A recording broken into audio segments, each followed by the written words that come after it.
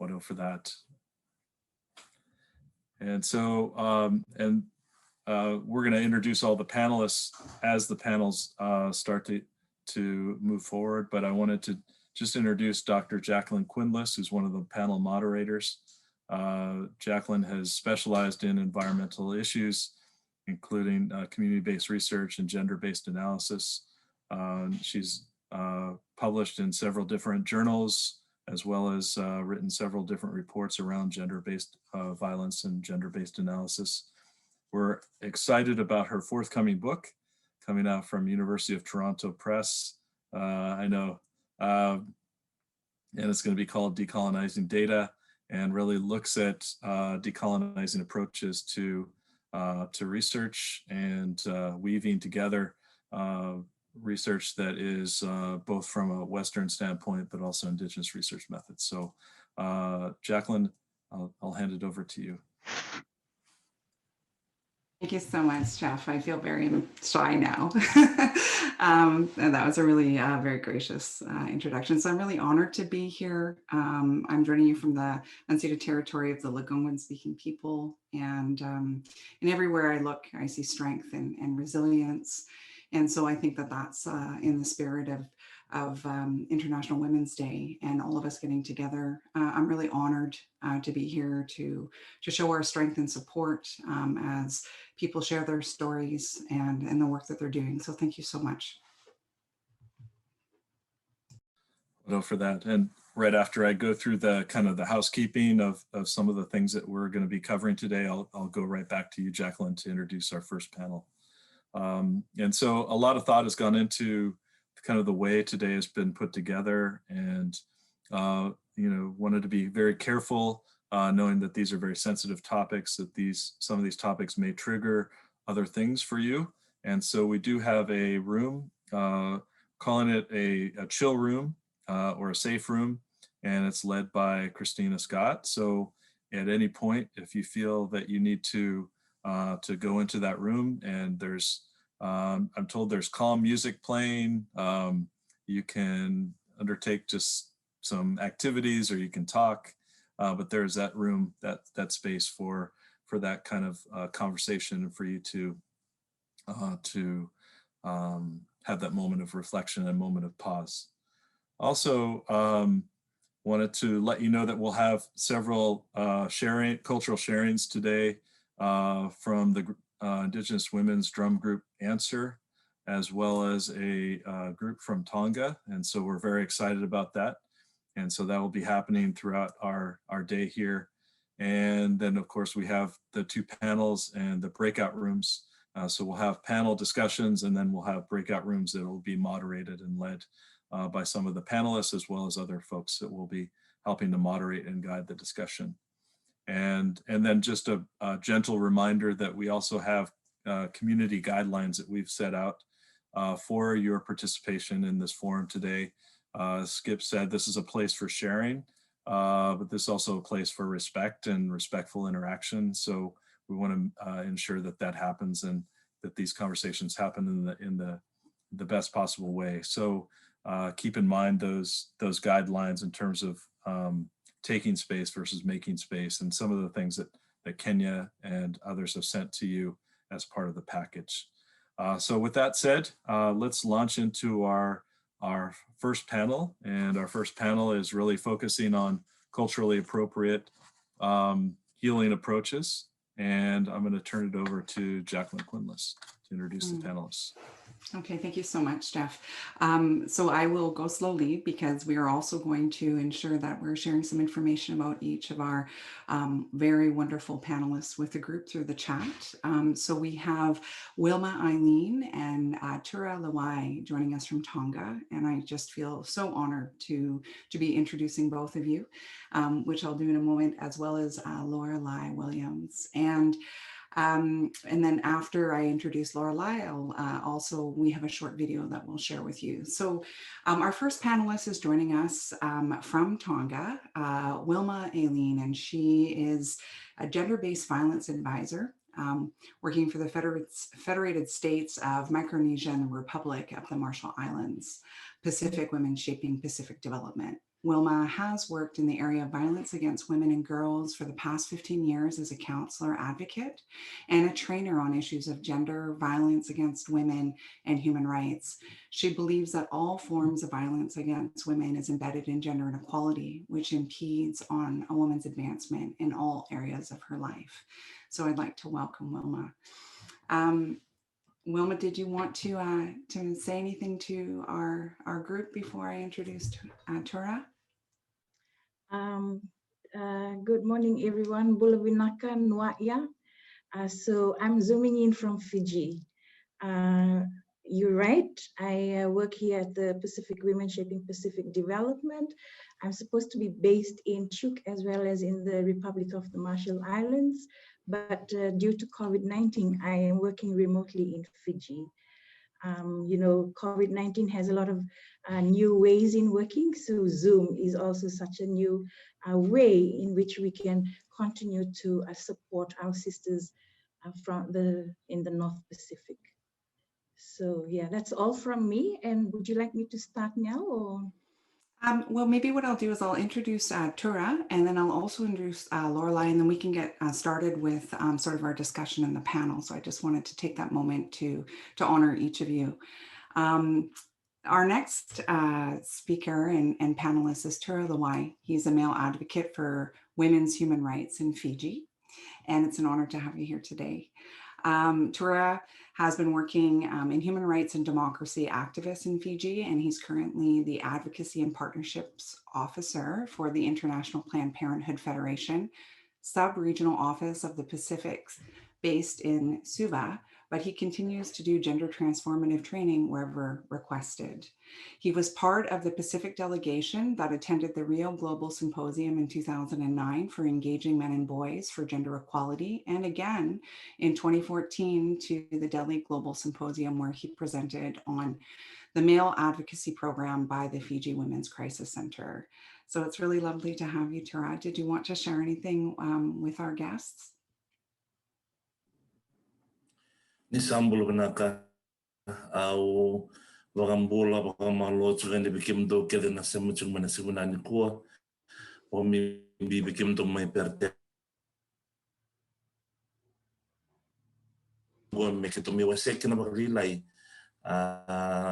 na noa but ke na be wase in sigunani kuwa.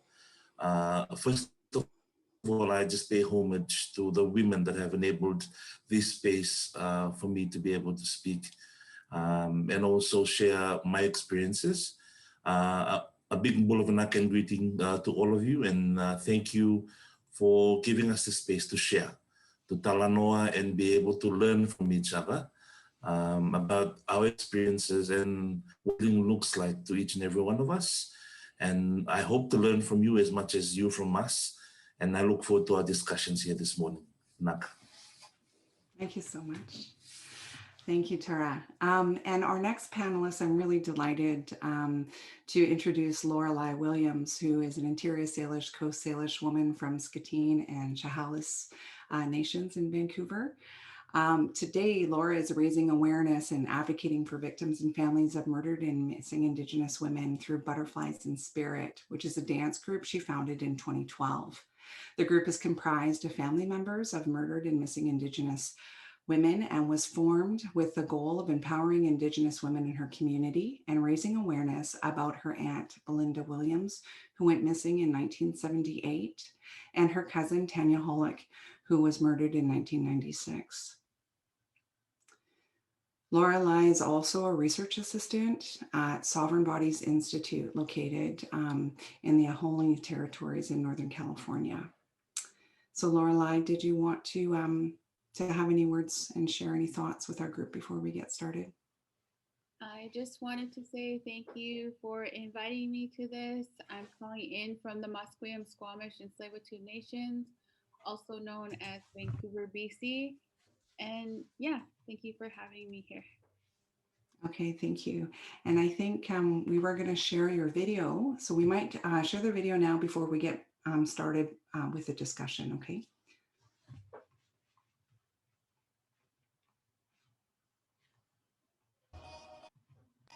Because they can't break our spirit. My name is Lorelei Williams. I am from Shkati Nations on my mom's side and St'elis on my dad's side. I am here with my group, Butterflies in Spirit, and we are a dance group of family members of missing and murdered Indigenous women and girls, and we represent our missing and murdered loved ones. My other cousin, Dorina, was taken by a different serial killer when she was 16 years old, and she was raped by him in the mountains. Thankfully, she got away. My other aunt was pushed out of a window of a building, and she fell 4 stories. Thankfully, she survived. There is so much violence against Indigenous women and girls across Canada, and this is why we do the work that we do through dance. Hundreds of Indigenous women murdered or missing in Canada. A haunting national disgrace with no solution in sight. I'm looking for my sister. Where did she go? Where did she go? Why? I'm looking for my sister. Where did she go? Where did she go? Why? I wanna walk the highways. I wanna walk the alleys and the streets. I wanna walk the whole damn world. I wanna walk the highway. I wanna walk the alleys and the streets. I wanna walk the whole damn world. I'm looking for my sister. Where did she go? Where did she go? Why? There's a crisis of missing and murdered Indigenous women in this country that has become a national tragedy.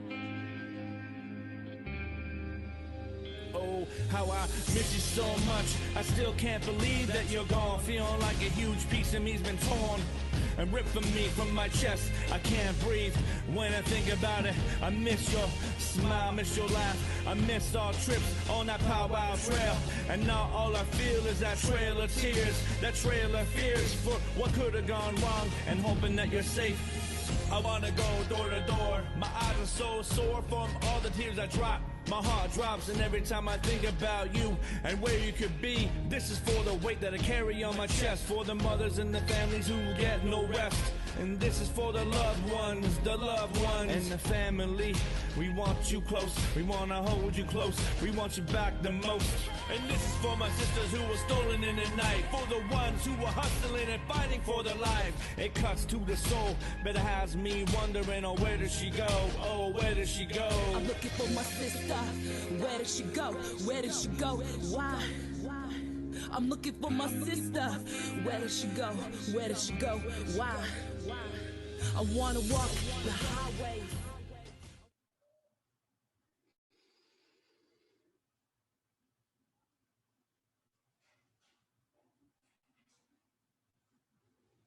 Just taking a moment to really, get in connection with our hearts. And like I said, I'm very honored to have all of you here on this panel this morning, this afternoon. And our panel, first panel, is really asking Lorelei and Tura and Wilma about some of the things that they think in terms of culturally appropriate healing approaches that they've seen the most impactful across the Pacific. So our first question is looking at, again, if you could discuss culturally appropriate healing approaches which have been impactful across the Pacific, and share with the group some of the work that you've been doing.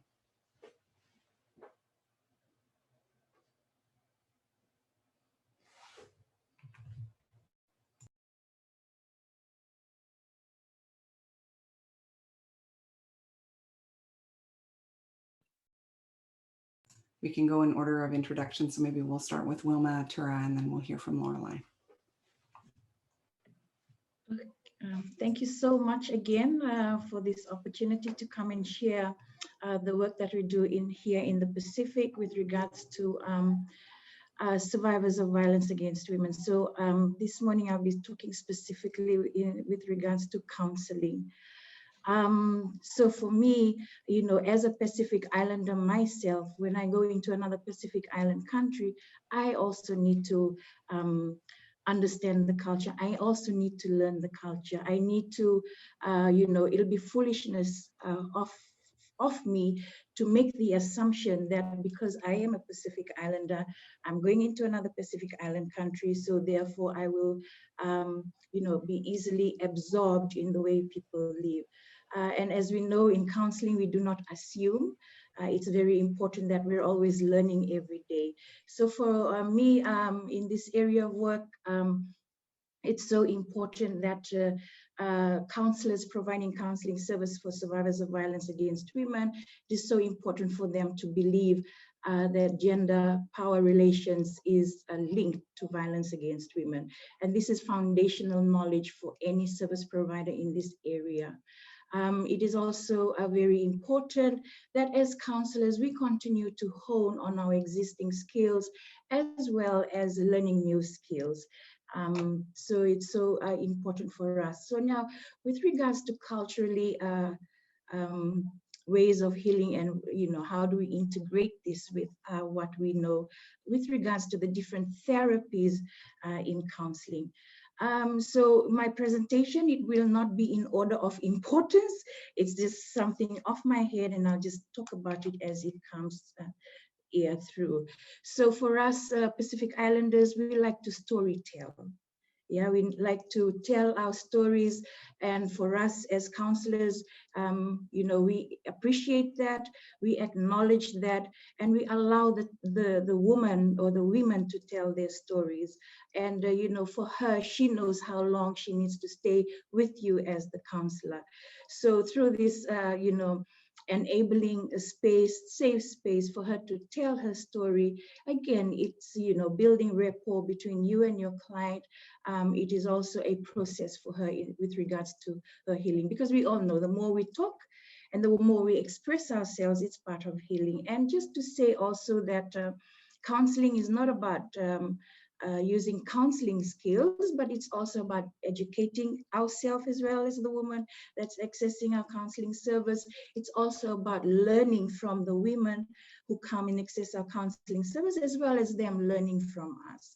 So, the ability or the capacity to build a rapport between your clients is very important, providing a safe space for her to feel that she's welcome, that she's, she's safe to discuss her horrendous experience of violence. Yeah. And also the other one is we understand here in the Pacific that most women work at home or from home, meaning that they don't have an office job. But we all know in this area of work that women do a lot of work. They're the first to wake up and the last to sleep.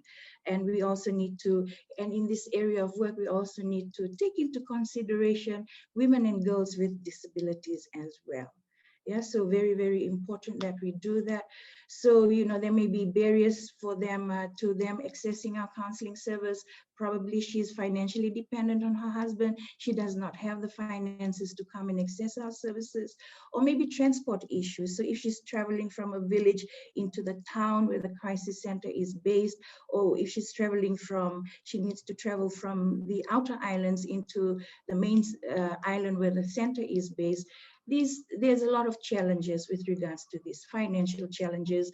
And of course, we all know that in this area, women will only access your service if they feel safe to do so, and when they feel safe to do so. So it's so important for us to with here in the Pacific, some crisis centers also do mobile counseling. Yeah, so they take their counseling out into the villages, out into the remote areas, and this is so that women can access the counseling. So before you even go into these communities, before you even go into these villages, you need to follow village protocols. You need to follow village protocols, and how do you go in there? Because once you get the approval from the heads of communities, from the villages, then it has a trickle-down effect. You're able to go into the community and provide that crucial counseling service to the women out there. And also, when you're working out in the villages or in the communities, your dressing is such an important important to think about, because there's different ways of dressing within communities that's accepted within that particular culture. So important your dressing, and also eye contact, your nonverbal expressions is also very important. In some cultures, eye contact is very insensitive. Yeah, and the way we sit as well, if there's no chairs within the community or wherever you're providing the counseling service, how you sit as well can be insensitive in some way. So we need to learn and be aware of all these cultural issues when we're going into a setting where these things, we need to keep in mind these things. Also here in the Pacific, most women do not have the luxury to, send their children to daycare centers, etc. So, and as we know here, that when women come and access their the counseling service, they bring their children along as well. Yeah. So when they bring their children along as well, we have all the centers have spaces to child safe, friendly spaces. Yeah. So that the child is able to occupy him or herself while the client or the woman is able to concentrate on her counseling session with the counselor. We also need to,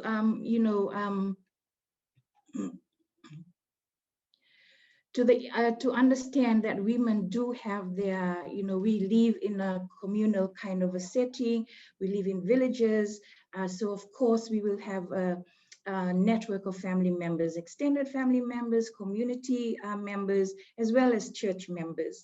So, it's important for us that if a woman acknowledges that she finds her strength or through her faith, it's also very important for us as a counselor to acknowledge that and to appreciate the fact that she's, found strength in this area. So we also work with regards to her strength as well. Yeah. So these are the things that we need to also keep in mind. And then Tura will talk more about the male advocacy program. It's so important that we work with chiefs. It's so important that we work with church leaders who are sensitive or who support women in this area, because they, in their own little villages or communities, can become the first responders for women who are survivors of violence against women. And then you have that referral network, referral to the women's center. So these things, using these traditional leaders, using these church leaders is such an important way of, supporting the woman to access justice. Also, there's also this other thing where there's this cultural relationship. For example, so if my sister who is older than me is married to Tura, sorry, I'll use you as an example. So if Tura is my husband, so my younger sister Tura can, joke in, sometimes the jokes are really horrible from the brother-in-law to the younger sister-in-law. So these kind of things, we need to be aware of these cultural relationships, as well as understand that how these cultural relationships can, further victimize or violate a woman. Yeah, so it's important that when your client comes in and she starts talking about this cultural relationship, of course we all work in this area of violence against women, that so we inform her, we educate her that okay, fine, cultural relationships is good, but once the woman starts feeling uncomfortable, once the woman starts to feel fearful or is rejecting that behavior, then it becomes an issue, it becomes violence. So counseling is also about re-education. I've put this here because it's important for us to understand this, and also respect, when we're going and talking to women, or even a one-to-one session with the woman, and then we ask the woman, so when your child comes and says, mom, can I please talk to you now? And we ask the client, so what might be your immediate response? So she says, oh, I tell my child, mom's too busy. Hold on, when I'm free, I'll come and talk to you. But that could be a missed opportunity because the child may want to express herself or himself with regards to the violent sexual abuse that she's just experienced. So these are some of the things that of course, we know that women are busy. We wake up early, sleep the last, and do so many things. For us here, working mothers, who do we leave our children with? So we live with people that we trust. And it's these very people that we trust that abuse our children. So these are some of the important cultural relationships that we need to keep in mind as well. And another one is, speaking the same language. Here in Fiji, for example, we have one common language. We, of course, speak English, and there's other ethnic groups that have their own languages here in Fiji. But in Fiji, we have a lot of different dialects. Yeah, so it's so important that as a counselor, we need to be able to speak the same dialect as our client, because again, we know that, if we're not speaking the same dialect, the client may feel intimidated, she may feel uncomfortable to share her horrendous experience with you. So then again, our responses is being insensitive. But if we speak the same language, we know we're building a rapport with the client. We're building that safe space for the client. And of course, using your counseling skills, she will feel empowered. She will look back at her strengths, her coping mechanisms, and make meaningful decisions and choices for herself. Yeah. And it is also very important that when we're working in a cultural setting to also understand the metaphors, the figure of speech, the analogies that client use. So through my experience, I'm going to share this. So here in Fiji, in the remote, one of the towns that's not that one of the towns, and it's more rural farming setting environment. So we had, this woman came in and she says, I am a green mango leaf. Yeah, and my husband is a brown mango leaf. Yeah, meaning that she's still young, fresh, just came out of university, and she's now got a new job and she's flourishing, whereas he is old, according to the woman, and he's not allowing her to enjoy life or to meet up with her friends, etc. There was also this other metaphor that was used, and the woman said, I feel like a well, a frog in the well. So because she comes from a village setting, community, a rural setting, they use a lot of wells, etc., to access water. So she said that, I feel like a frog in the well. So, that whole concept, she feels like a prisoner in her own home. Yeah, so these are some very important things we need to learn with regards to how culture uses these metaphors or figure of speech to explain the experience of violence. And then also this woman came and also said, my chain is broken. So I thought, okay, if it's the chain that we wear around our necks, but really she was meaning her heart is broken. Yeah. So it's very important to understand these cultural meanings behind these things. And, when we're reflecting, when we create that empathy, that rapport with our clients, we're able to support her to move on, identify with her feelings and move on. Yeah, so those are some of the things that I've thought about. So Jacqueline, yeah, over to you. Thanks. Thank you so much, woman. It was a beautiful sort of sharing of different kind of cultural components, bringing forward in counseling, as you mentioned, and the importance of that. And so I'm going to move over to Tura, but I also wanted to make sure that all of our guests here today feel free to put questions into the chat, and we can field those after sort of we all had an opportunity to do some sharing. So if anybody does have questions, feel free to put them in the chat, and we can talk about them. From here, I'd like to move over to Tura, and if you wanted to shed some light as well, maybe from a male perspective and some of the work you're doing around culturally appropriate healing approaches, again, which have been impactful in the work that you've been doing across the Pacific.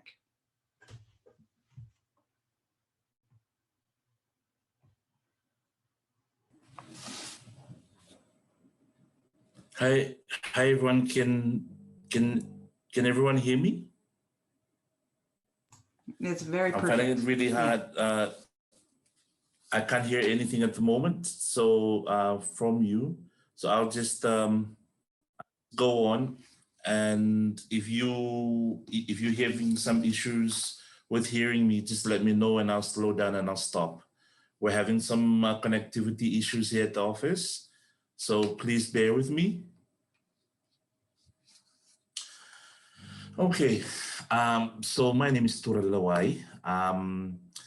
I come from one of the smaller island groups here in Fiji called the Lao group. Well, that's where my dad's from, and my maternal links are to the second biggest island here in Fiji called Vanuatu.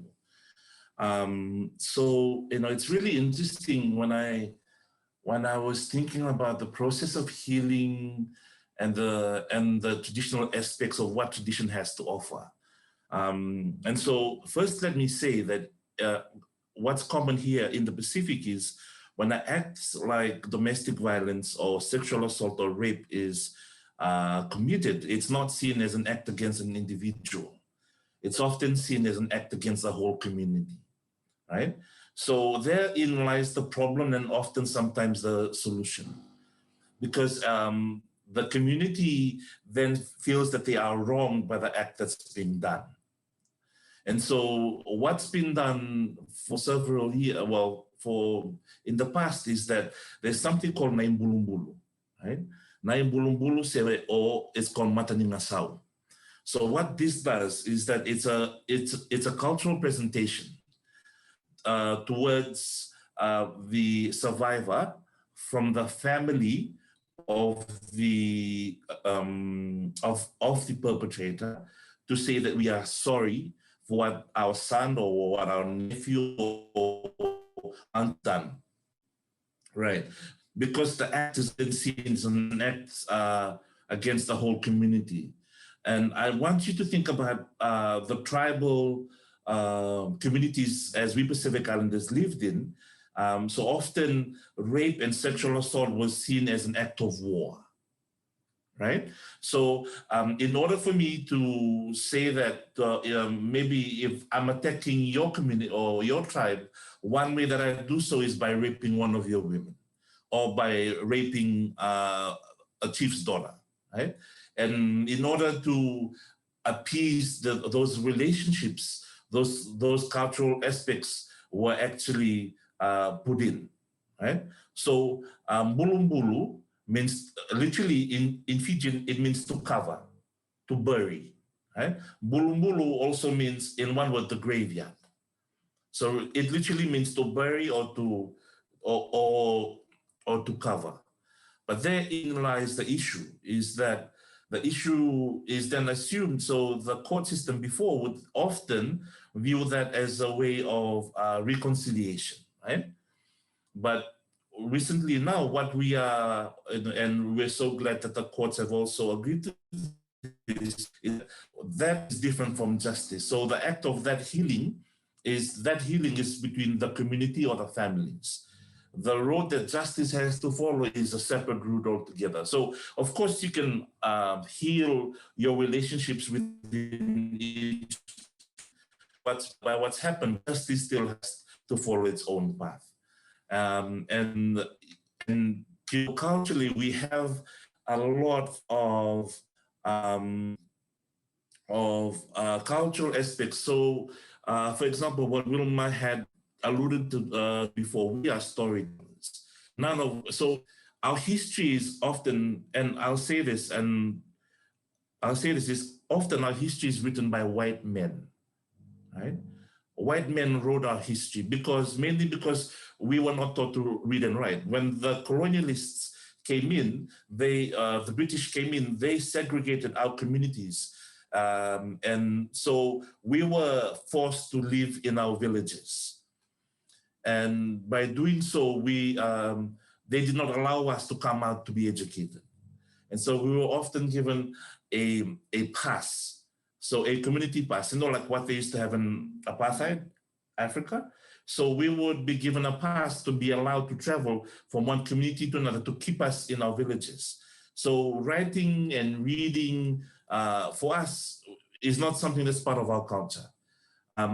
As you'll see in the cultural performances you'll see today, we are a dancing culture, which is really why I'm so happy that Lorelei is here, Ms. Williams is here, because an aspect of culture, of singing and dance is also, for us, also an act of healing, right?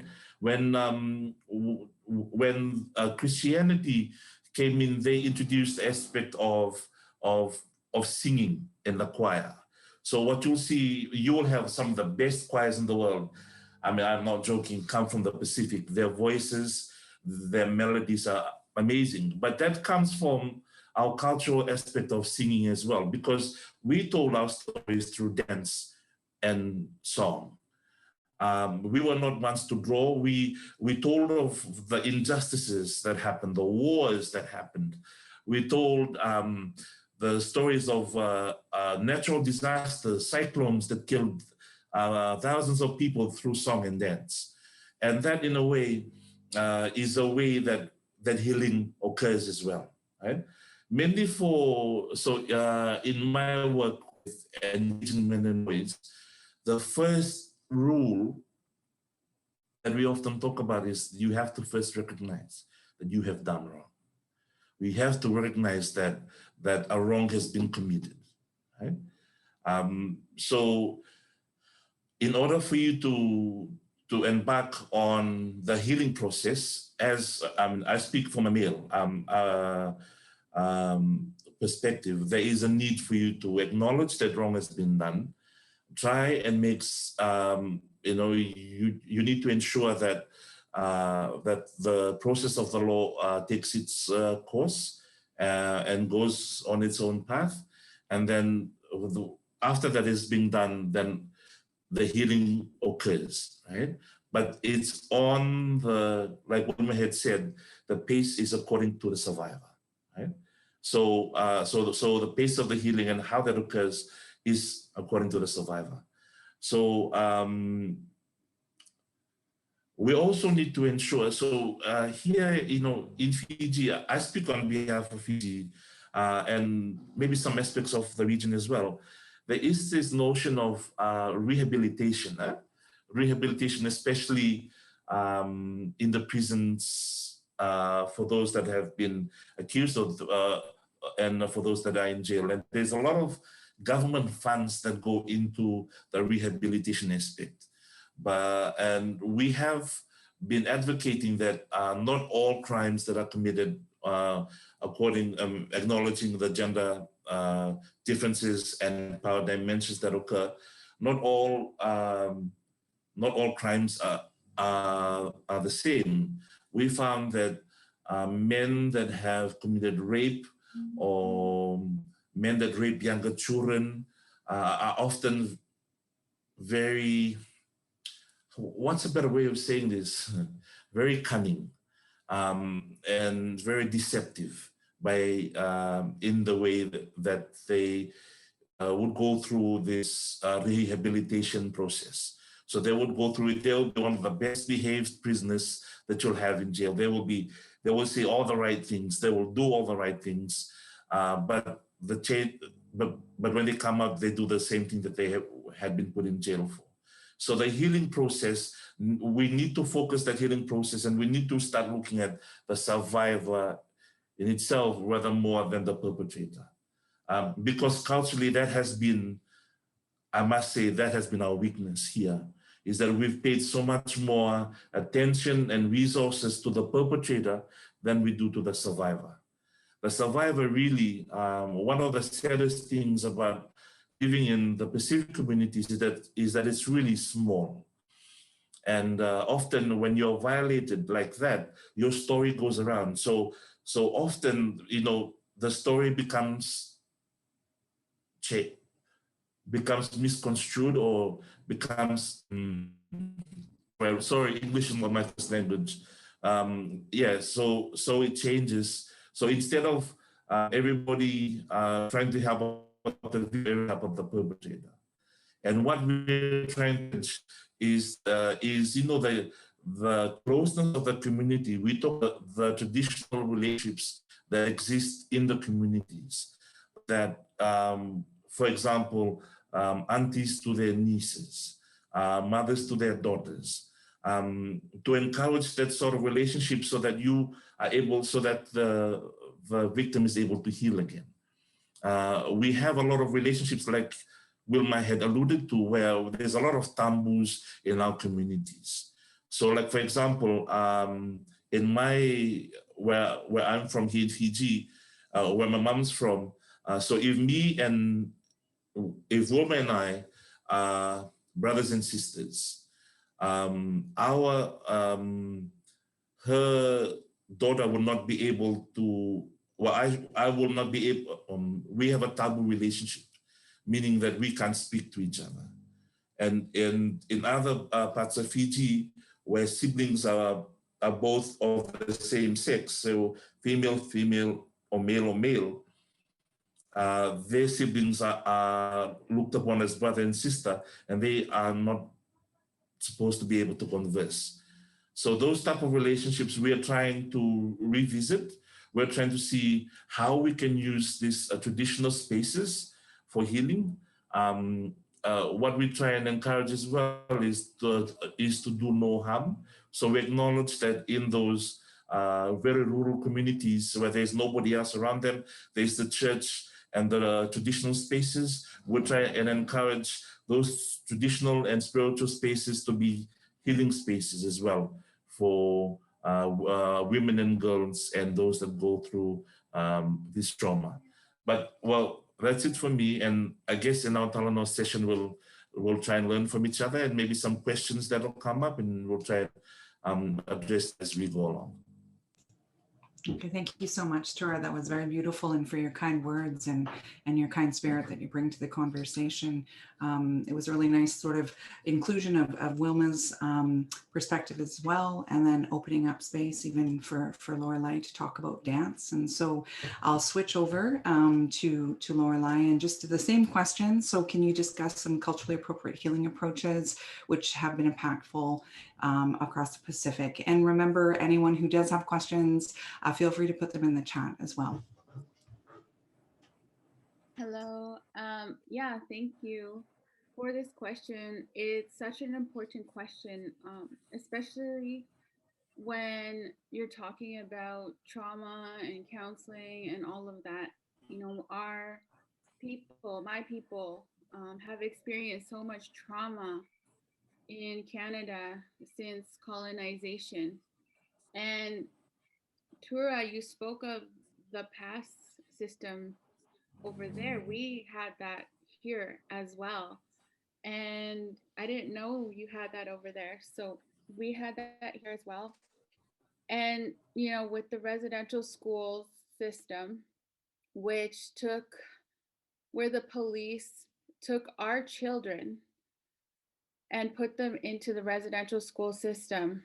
You know, it was the police that did that, and they took them to these residential schools that were run by churches, by the colonizers, where they were raped, beaten, starved, used as medical experiments. So there's so much trauma from that. And, you know, there were laws in place where we couldn't practice our culture. We couldn't dance. We couldn't smudge. We couldn't be in the longhouse. And I actually heard a story about, you know, like I think it was they couldn't even gather in more, like with people more than 3 people. And I heard a story where my people, because they weren't allowed to gather unless they were reading the Bible. So what my people would do to keep our culture was they would practice it, but if a white person came along, they would grab the Bible and say they were studying the Bible. You know, that's how they were able to keep our culture alive to this day. So I've been lucky enough to take a course called Indigenous Focusing Oriented Therapy on Complex Trauma. I was introduced to this when I was working at the Vancouver Aboriginal Community Policing Center, where I worked with families of missing and murdered Indigenous women and girls, women in violent situations, women in the downtown east side, which is a very poor place here in Vancouver, where there's a lot of drugs, alcohol, violence. But another part of my job was to create positive relationships between the police and the community, which was really hard considering our history, considering the fact that the police were the ones who were taking our children and throwing them into the residential schools. So I was introduced to IFOT, and this IFOT was started by a lady named Shirley Turcotte. and it's a safe and effective method of working with clients who experience complex trauma. It's body-centered and person-centered. It's a body-centered and a person-centered approach to healing. It's trauma-informed, and we use our own Indigenous medicines to us. We were taught not to force things onto our clients because sometimes those things could trigger their trauma from the past. Let's say if they were raped and there just happened to be medicines around, so they'll go back to that. So we're taught not to bring out medicines unless our clients ask for it. This was such an amazing program for myself because I was able to heal my own traumas in this program. You know, I was sexually abused as a child. And for some reason, I never wanted to talk to a counselor, like a Western counselor, I guess you can say. I just never wanted to talk about it. And with IFOT, you're not talking about it because that could re-trigger trauma as well. You're more focused on the body and what's going on with the body, and what comes up. And with this program, I was able to learn how to protect myself from people puking trauma on me, puking their trauma all over me, because I don't want to bring that home to my kids. But I was also taught how to not bring it home to my kids, and using things such as the land, trees, anything, water, wind, to brush myself off. And even my people, we use cedar. Cedar is a part of our culture. My people actually, I've heard this a few times, cedar is my people's Ativan.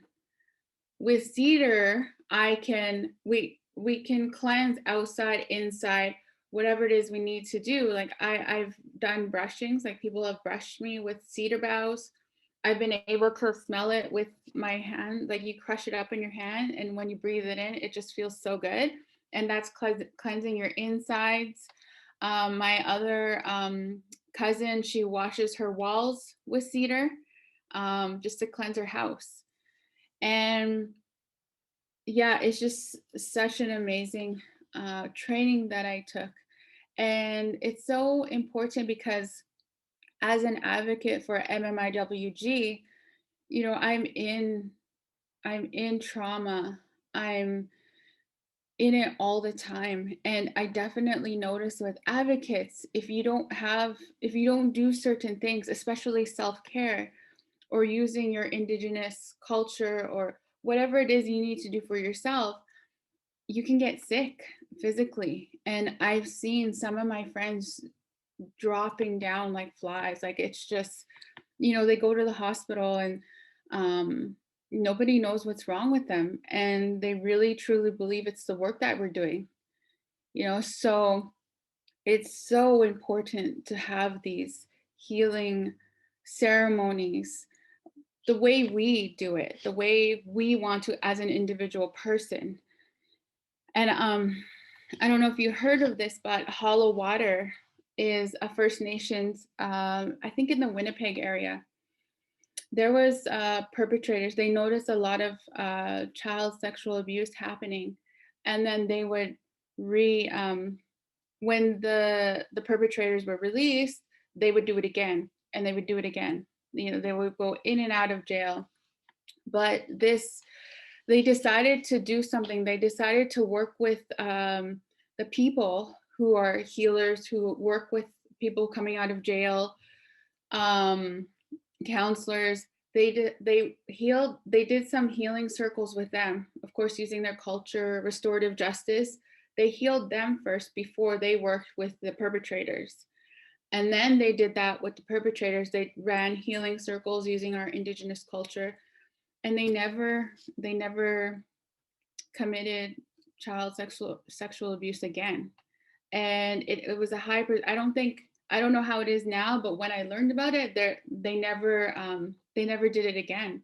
And so that community is healing because they're using their own culture, right? And yeah, I think with dancing as well, You saw my video, and even that, because our culture was taken away, I actually had to learn my own traditional dance for that performance.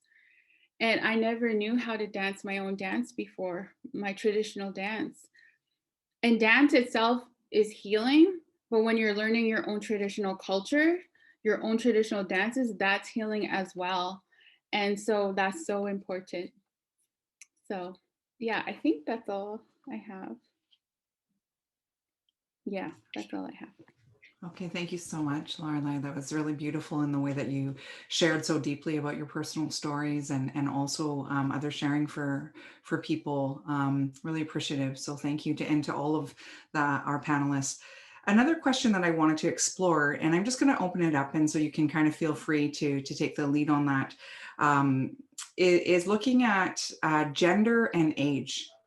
And so thinking about, the difference between women and girls, for example, have you experienced, or men and boys, any sort of age specific and gender specific approaches that have been particularly helpful?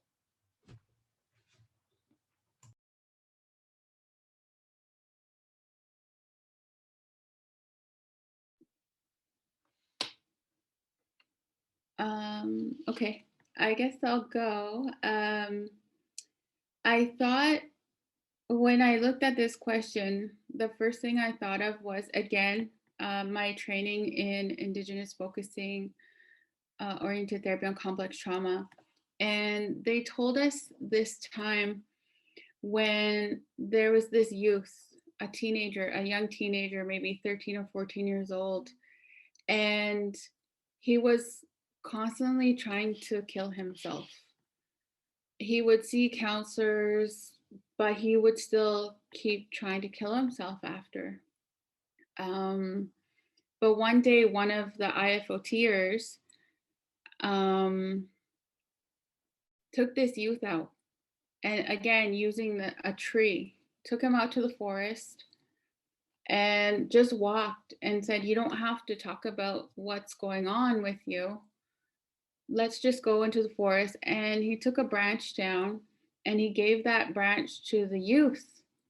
And he said, all those things, all those reasons, everything that is bothering you, everything that is giving you reasons to try kill yourself, let's pretend those are all on the branches. Let's pretend they're on the branches, and we don't have to talk about it. Just, take your branch and do whatever you want with it. And he automatically started looking at it, and he took the branch, he took pieces of it, and he started laying them on the ground, putting it on the ground. And it was like he was laying all of that down and giving it back to Mother Earth to take care of. And ever since then, he hasn't tried to kill himself. So I found that was very, very impactful to hear that story in my program.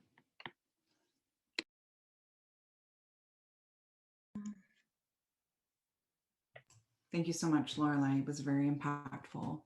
So thank you for sharing. I think maybe Tura has disconnected. I'm not sure, but he might join us back in. So I'll hand it over to you, Wilma, if you wanted to share as well. And then from here, I'll bring it back to Jeff, and we might be moving into breaker groups so that we have a little bit more intimacy in terms of sharing knowledge with our participants. I'd just like to also contribute to say that when we're working with women with regards to violence. Sorry, they're going to see you in the video. Could you move? Okay, so when you're working with women who access the counseling service, it's so important that we understand the cultural expectations, of a men and women within that specific culture, because a lot of times culture is used to justify men's violence. Yeah. So, when we're talking about culture, we're talking here about the patriarchal culture. But here, in the Pacific, we also have some very good cultural practices that's very educational, that's very empowering for both men and women. So, when we talk about culture needs to, culture needs, men and women need to benefit from culture. And if we see that culture is discriminating against another group, it's important that we use our gender lens to teach, teach the community that this is wrong. It's a violation of one's human rights and also a crime. And also, when you're working in this space as well, I talk here as my experience as a Pacific Islander. When we're creating awareness on the issues of violence against women, or even when women come in for counseling, they always use religion. Yeah, and most times people misinterpret religion to justify men's violence against women. So important that we ourselves as Pacific Islanders, we also know our Bible so that we're able to challenge these things. And, speaking human rights language is also, we need to be cautious when we're in the Pacific Islands using human rights languages. We need to be sensitive. How do we keep the context, with regards to violence against women, and how, Christianity, Jesus was the first human rights defender, but we need to be careful sometimes when we're going into some certain places that we need to be aware with the terms that we use, yeah? And also, acknowledging the fact that women do a lot of work at home, and if she does not do work according or cook food according to him, she also gets violated because of that expectation. She's gone out of line with regards to expectation. Now, and when we're working with children, it's so important to understand the terms used by different cultures to describe sexual organs of a child. Yeah, so for example, some places the penis is referred to as the polo, yeah, or the vagina, or is referred to as a mimi. So we need to understand these cultural terms used by children to describe their experiences of sexual abuse, particularly. Yeah, so very important. And also attention span of a child. When you're working with a child, we also need to know the attention span of a child. We also need to be aware of the slogans or the words used within a particular age group, etc., etc. So, these are just some of the things. But for me personally, I think the ability to create a rapport between you and the woman, as well as you and the child, no matter what age category they fall into, is so, so important in understanding that whole cultural, the cultural setting, etc., etc. Vinaka. Hi, Jacqueline. Hi. Is it possible to also make it's me, Tura, by the way. Hi, Tura. Okay. Nice to have you back. Sorry, the internet's a bit fuzzy here in Suva at the moment, so apologies, I might be in and out. So for me, something that's really important that I've seen with our communities is the communal aspect, right? So the ability for the woman to have friends, and the ability for women, for women to form relationships with other women, to build them up, right? And I've seen in this work that men that often, sometimes you might not be a physical abuser, sometimes not be a rapist, but the coerciveness and control is something that, for me is really as dangerous as something that's physical. So not allowing her to be with her friends, not allowing her to be with family, controlling her, knowing who she's with at all times, seeing who she's sitting next to, and now with this, you're able to Skype them and say, okay, just Skype around the room, tell me who you're sitting next to. I want to see who else is in the room. So, so the abuser controls, even though he's like on the other side of the world, he's still controlling her, and that fear that's installed. So you might not even be physically there, but just the coerciveness. And so the ability for women to sit down with other women and share their stories, for young girls to be able to play, you know, often that coerciveness and control that we have, this issue of dressing, you know, and what's appropriate to wear in our communities is something that's really, you know, it's something that's colonial, right? We were told to, you know, like we were told to dress down to our, you know, women should dress down, should wear dresses that's below the knees, and to make sure that they have their breasts covered, and you know, and now you have, you know, there was a funny cartoon that came out before where now we have tourists coming in with bikinis and so forth, and it's the locals that are saying to cover up. But, you know, in our time, you know, back in the days, our women walked around bare-breasted, you know, like they walked around with freedom. They were allowed to walk around freely, but now we put so many restrictions and protocols in place to control them. So the healing, for me, you know, from my experiences, all the women, you know, when they get together with other women and share, you know, when they laugh, the ability to laugh is so important. The ability to smile. You know, in psychology, we learned this phrase that sometimes you don't smile because you're happy because you smile. And sometimes the ability to laugh and smile and enjoy things that we take for granted, you know, on an everyday basis, this is often the most healing aspect of life. And you'll see that when you go into these communities all over the Pacific, the ability for women to get together and tell stories and share experiences is so important. And I think because the patriarchal structure, women are often made to be competitive towards each other, to be against each other. You know, often women are told, often painted in a picture where they're always competing for things. But I think, you know, the ability for women to come together, share experiences is so powerful, and the ability to smile and laugh. And that's often very healing.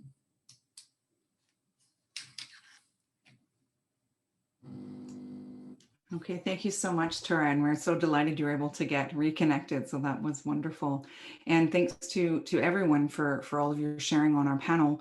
I think at this point we're looking to move into a smaller breakout room for a while, just so participants can have an opportunity to ask some other questions, and we do have some guiding questions. But two things that came through the chat. One is for Lorelei, just if you could share or suggest where one can receive training for IFOT. So if you've got any resources, maybe we could share them out with the group at some point. And the comments are that this was so healing. So thank you for all of your beautiful stories and insights and your knowledge sharing. So I will turn it over to Jeff, and I think also to Aggie and Kenya. I think we're moving into some breakout rooms, but I'll let you give us some instruction. Jacqueline, and yeah, join me in thanking all of our panelists. Just an amazing breadth of discussion and conversation today. So Wado for that. And we're putting up Adriana's work so you can kind of see where some of her graphical depictions of what's been discussed already. It's a little fuzzy, but I think you can get some visuals there in terms of what she's putting up, and it's always interesting to see how your words, that's even clearer. That's great. See how your words are translated into some of these pictorial representations. So Wado for that. So we're going to go into breakout rooms, and we'll have 3 rooms. Each of the panelists will be in a room, and then we'll also have moderators. And the question that we're wanting you to think about is really how can people here in our group today actually support some of the healing approaches that have been discussed and even ones that haven't been discussed. So thinking of ways to support these efforts, and especially as they're community-driven efforts, so what are some of the ways that we can support or provide support into on these important initiatives? Ofa, we're just talking. Would you like to introduce the the cultural sharing from Fiji? Yeah, sure. Because we started with the welcome from myself and Tongan, I thought it was only appropriate that we did a cultural sharing from Fiji, as the other two panelists are from there. And I see Tura's online, so I'm culturally appropriate handing over to Tura Great, to introduce great. the next item. Thank you. Perfect. Yeah, what a malo. Malo.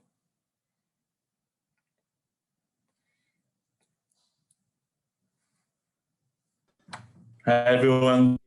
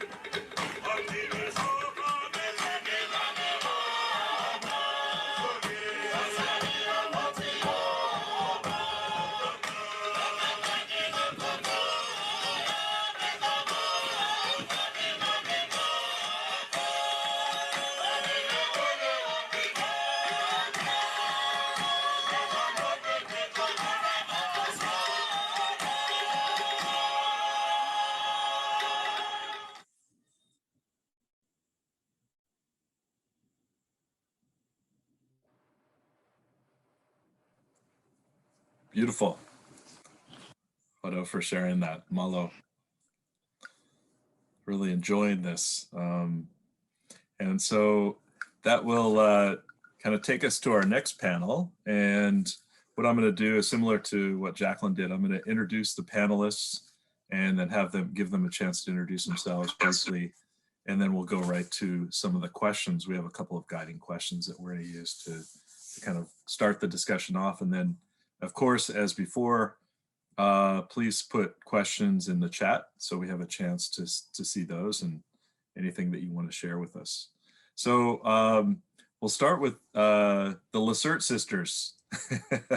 So you probably get tired of being addressed that way, but so I'll start with Raven Lacerte, as co-founder and ambassador for the Moosehide campaign. I've known both of the sisters for quite some time, both coming out of UVic. Just amazing people, and so glad that you both can be on the panel. So maybe I'll give Raven you a chance to introduce yourself, both from Lake Babine First Nation as well. Awesome. Hello, everyone. Good day. I'll just introduce myself really quickly in my language carrier. So Hadit, Raven Lacerte Sadni, Loretta Madam Slew, Paul Lacerte Spa, Saigana Lachshibu Injen Yin Kaktane Keo, to base Nachalia Injen Lakwangin Keo. So I said, good day, my name is Raven Lissert. Our mom is the late Loretta Madam, and our dad is Paul Lissert. And I said that I am a carrier and part of the Bear Clan. So the nation that we belong to is called Lake Babine Nation, and it's up around central British Columbia. And at the end, I acknowledged this beautiful territory that we're so lucky to be visitors on this territory. We were born and raised here, and so we're just feeling very lucky to be visitors on these lands. So Masicho, very nice to be connected with you all today. Let's see, Raven. And so next I'll introduce Sage Lissert and their sisters. So Sage is currently the National Youth Ambassador for the Moosehide Campaign, and you took I think one of my resurgence classes, but just an amazing person. Again, doing all sorts of important initiatives around youth and around Indigenous peoples and well-being. So please welcome Sage. Thank you. Yeah, I just feel really honored to be here. We've been talking about it all morning, and we've just been having the wiggles, and there's a lot of people we love on this call, and a lot of people we really admire and respect. And it reminds us why we do this work, and we have a lot of, we're really, really excited to be able to be together. So just being able to do that. And I share an introduction with my sister, just acknowledging our mom this week. She's in all of the work that we do, and we had an anniversary since she visited the spirit world this week. So just kind of bringing in those ancestral ties with us, and hopefully we can have some good conversation. And she's the good cop and I'm the bad cop in this kind of situation, so there might be some fire and ice. But thank you, Jeff, for the warm welcome. Well, we'll see. Yeah, I like that. Good cop, bad cop. We'll play off of that throughout the conversation. And you'll notice I'm wearing my moose hide. So nice. Just wanted you to notice. So our third panelist is Ofa Gutenbill Liki Liki.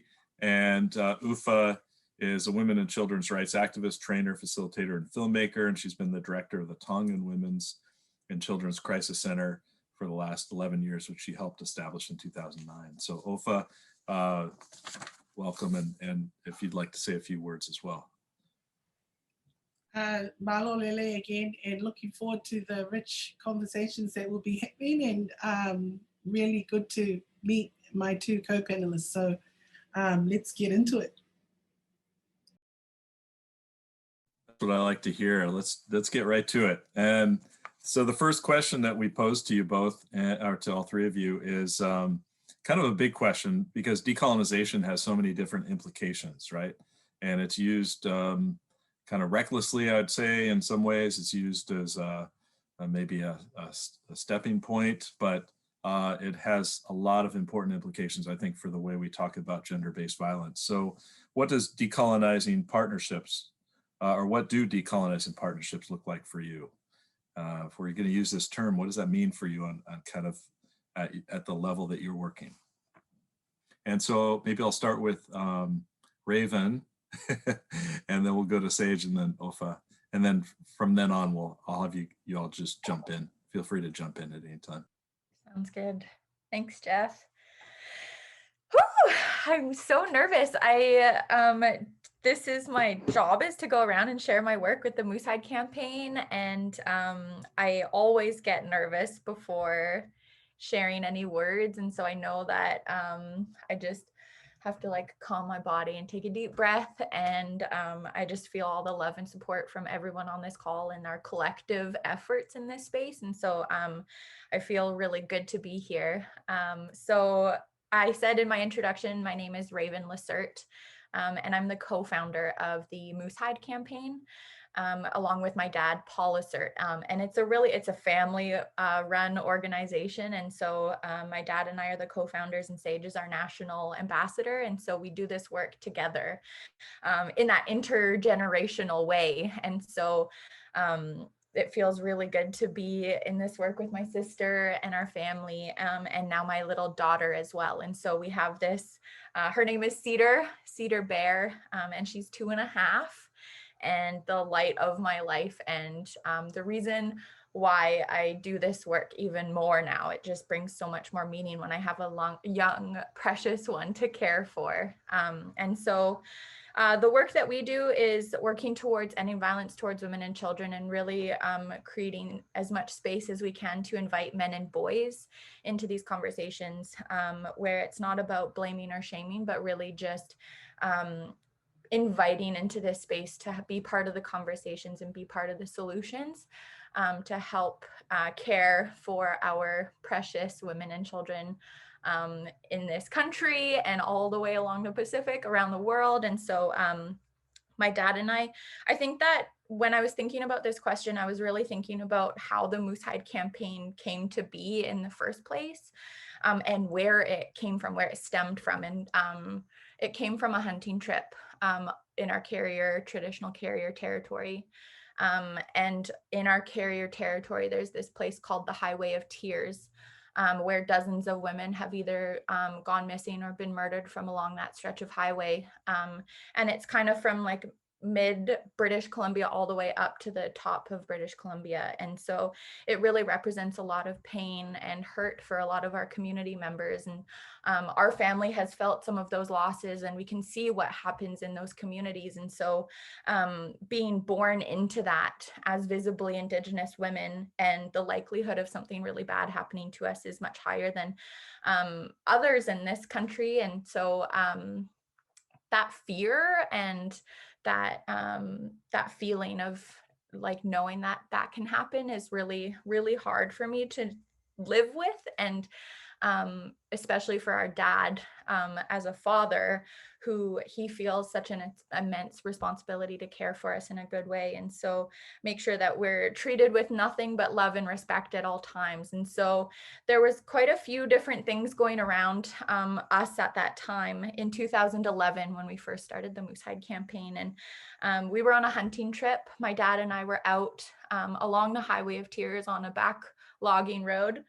It's a really good hunting spot, so I can't really tell you exactly where it was along that highway, but it was a beautiful spot, and we were lucky enough to get a moose that year. And we were just talking about the beauty that our women hold, and wanting to create more space for men and boys to be part of these conversations in a good way, where it's not about blame or shame, but just like coming together as a collective unit to make these changes together.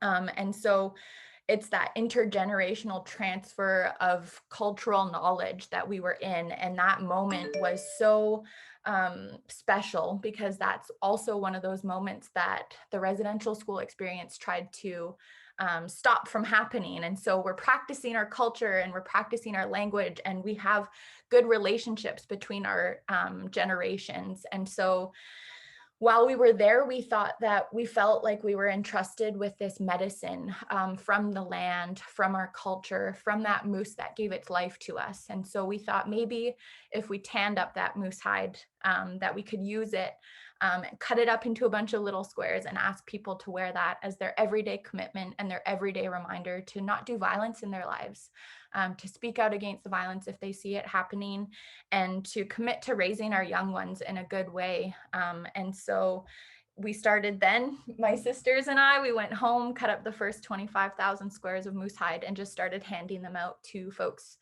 Started with our friends and family, started practicing those conversations. And then it just started growing from there. So we're in our 10th year now. And we handed out over 2.5 million moose hide pins across Canada to folks that are ready and willing to take this stand. And so really reflecting a lot about that moment. And we go home back to that exact spot that we got that moose, and reconnect with the land, and really ground ourselves in that medicine, in that love, in that culture, in all of that. And so I've really been appreciating that chance to reflect about that and to share with you. And one of the other things that I was thinking about is how our organization has been centering Indigenous women's voices in this work. And so when we go around Canada and share about this work, we start with me or with Sage speaking our language and being centered in this work and lifting us up. And so it really helps to set the stage for these important conversations that we have. And so yeah, I think that that's what I've been reflecting on and wanting to share with you folks today, and really appreciate the chance to talk about it. It's so important in everything that we do that we're doing it in a way that's culturally based and love-based and love-centered. So yeah, just spreading the love. I love all of you, and just really grateful to be connected with you folks today. Mercy, thank you for that, Raven. Really appreciate that that insight and the ways that you renew that commitment each year. And 2.5 million squares, right? So these are people that have made that commitment. So what for that? Sage, did you want to talk about that? Yeah, thank you. Yeah, I love being able to learn a lot from my matriarch, my sister. Like we said, our mom and our grandma are in the spirit world, but our governance structure is led by our aunties and our grandmas. So our grandma is one of the leaders in our organization, and we have other cultural leaders who make sure we're on a good path and we're relating to the folks in our communities, kind of at a more macro scale, with other organizations, other movements who work in gender-based violence, specifically about ending violence towards women and children. We're not really able to make all those decisions on our own, and we would never be expected to. So I really feel very confident about what Raven's talking about the relational aspect of our partnerships. And I think that's probably the key theme when I thought of decolonizing partnerships and the way that we do our work. There's so much beauty in an organization that has reached, that has distributed more than 2 million moose hide pins, but we've done research that shows that each of those pins has resulted in at least 5 conversations about ending violence.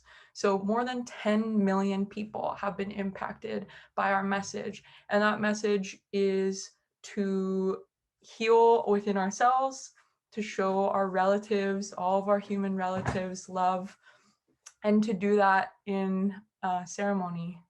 We have many ceremonies that we do every year, and we invite especially our men who we know are often perpetrators of violence towards women and children, our precious ones. We invite them to share in talking circles, use their voice, and to heal.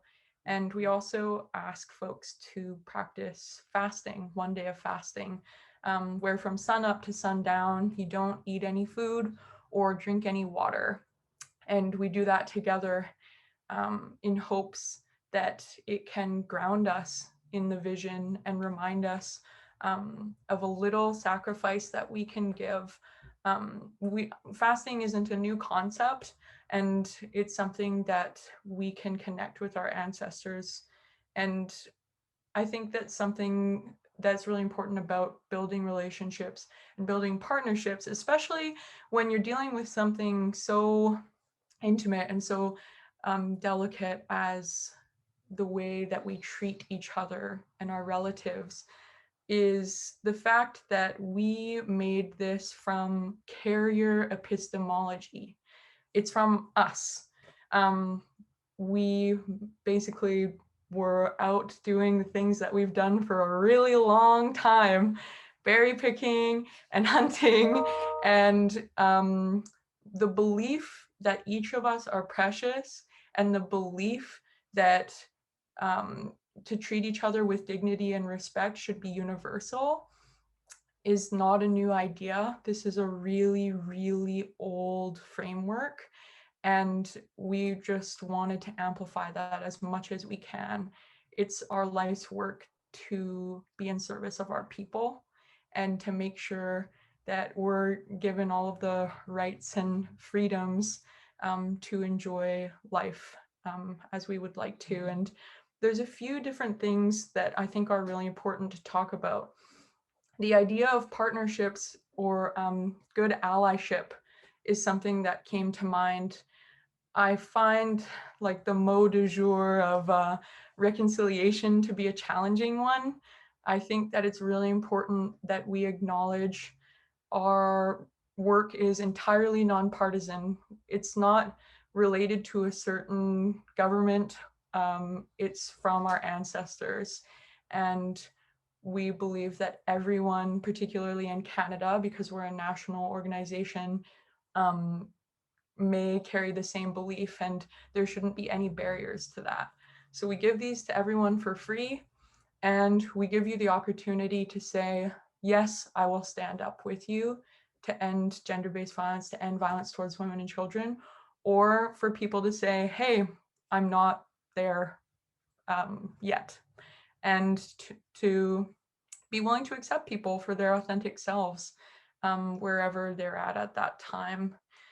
We also, I think I'm really proud of the frameworks that we've followed. I recognize that the SDGs are obviously a widely adopted framework that many people use in gender-based violence.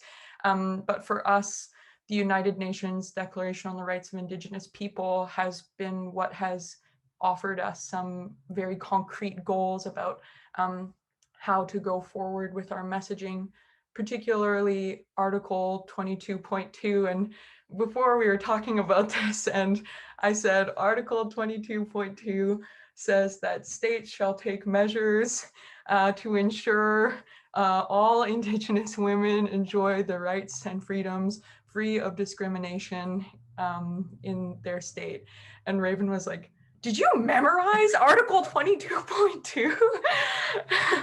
Maybe it's not verbatim, but it's pretty close to that. And I think there's a lot of beauty in being able to firmly stand behind such a declaration that we know many of our nations chose not to support for a long time, very publicly, and to be willing to uphold these articles and these visions for our future is so important to us.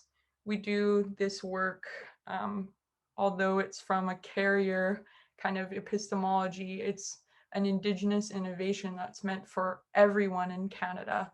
And we really firmly believe that it's meant to lift up men who are hurting from these systems of colonization that have taught us that that we're no good, that we're lazy, that we are a burden on our government, and that we are not good enough. And we wanted to tell all of those men who have been really, really hurting for a long time, and then subsequently hurting others and creating lateral violence. We want to tell them that we love them and that it's okay to not be okay and to be on your healing journey. And we, as your sisters and relatives, see you and see your beauty and see the pain that has come from this, from colonization. We know that there are so many hurts there, and that it's going to take a really long time to heal those ailments. And we hope that the good medicine that we're putting into our society through culture and ceremony will allow us to get back to a place where we're not coming from a place of hurt or lacking. We're coming from a place of abundance and love, and being able to show our best selves to each other. And hopefully that's through different mechanisms like fun stuff where we can practice more Indigenous knowledge and more of our food systems and more of our Indigenous economies and all of that great stuff that happens when we're not coming from a place of lacking anymore. So I think all of that kind of bundled up makes me feel really empowered to know that in a system that doesn't necessarily support our the way that we've structured our organization, we've still been able to build partnerships that are based in good relationship, that are based in our authentic selves and grounded in ceremony. So powerful. Thank you. What a mussy for that, Sage. And I was thinking as you were speaking, how many people, you know, Raven, you mentioned 2.5 million people have the squares. How many people, or approximately how many people participated in the day of fasting this year? Is that something that you kind of are able to figure out? Mm-hmm. Yeah. So this past year, so each year we host a fasting ceremony that we invite folks to be part of. And we ask that you go no food from sun up until sundown and really help to deepen that commitment. We have some skill building workshops and usually we have a walk down in Victoria. We live here in Victoria, but we would go walk publicly and stand up and make that commitment publicly. And so this past year, we did an event online and we're able to bring in as much of that culture and ceremony that we can online.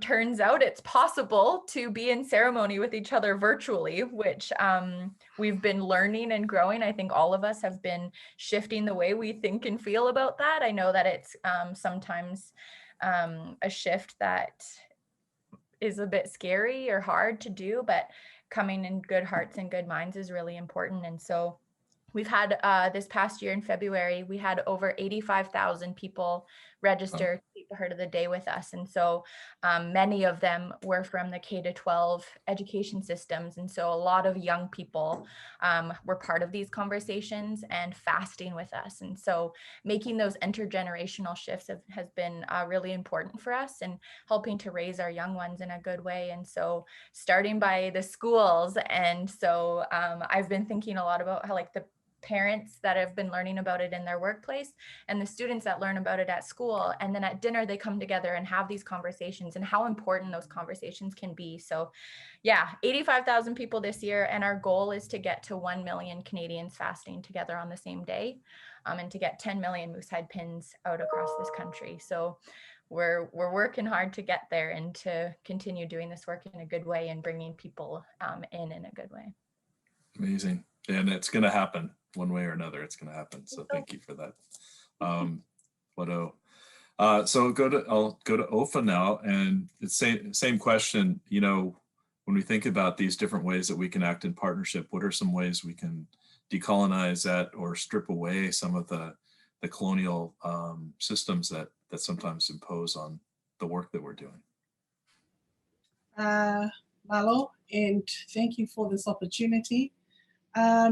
When I think about the topic, I think about first and foremost, how do we as women from the Oceanic Pacific get our voice across and our truths across when we're being asked questions by donors and by Global North organizations who often fund the work that we do.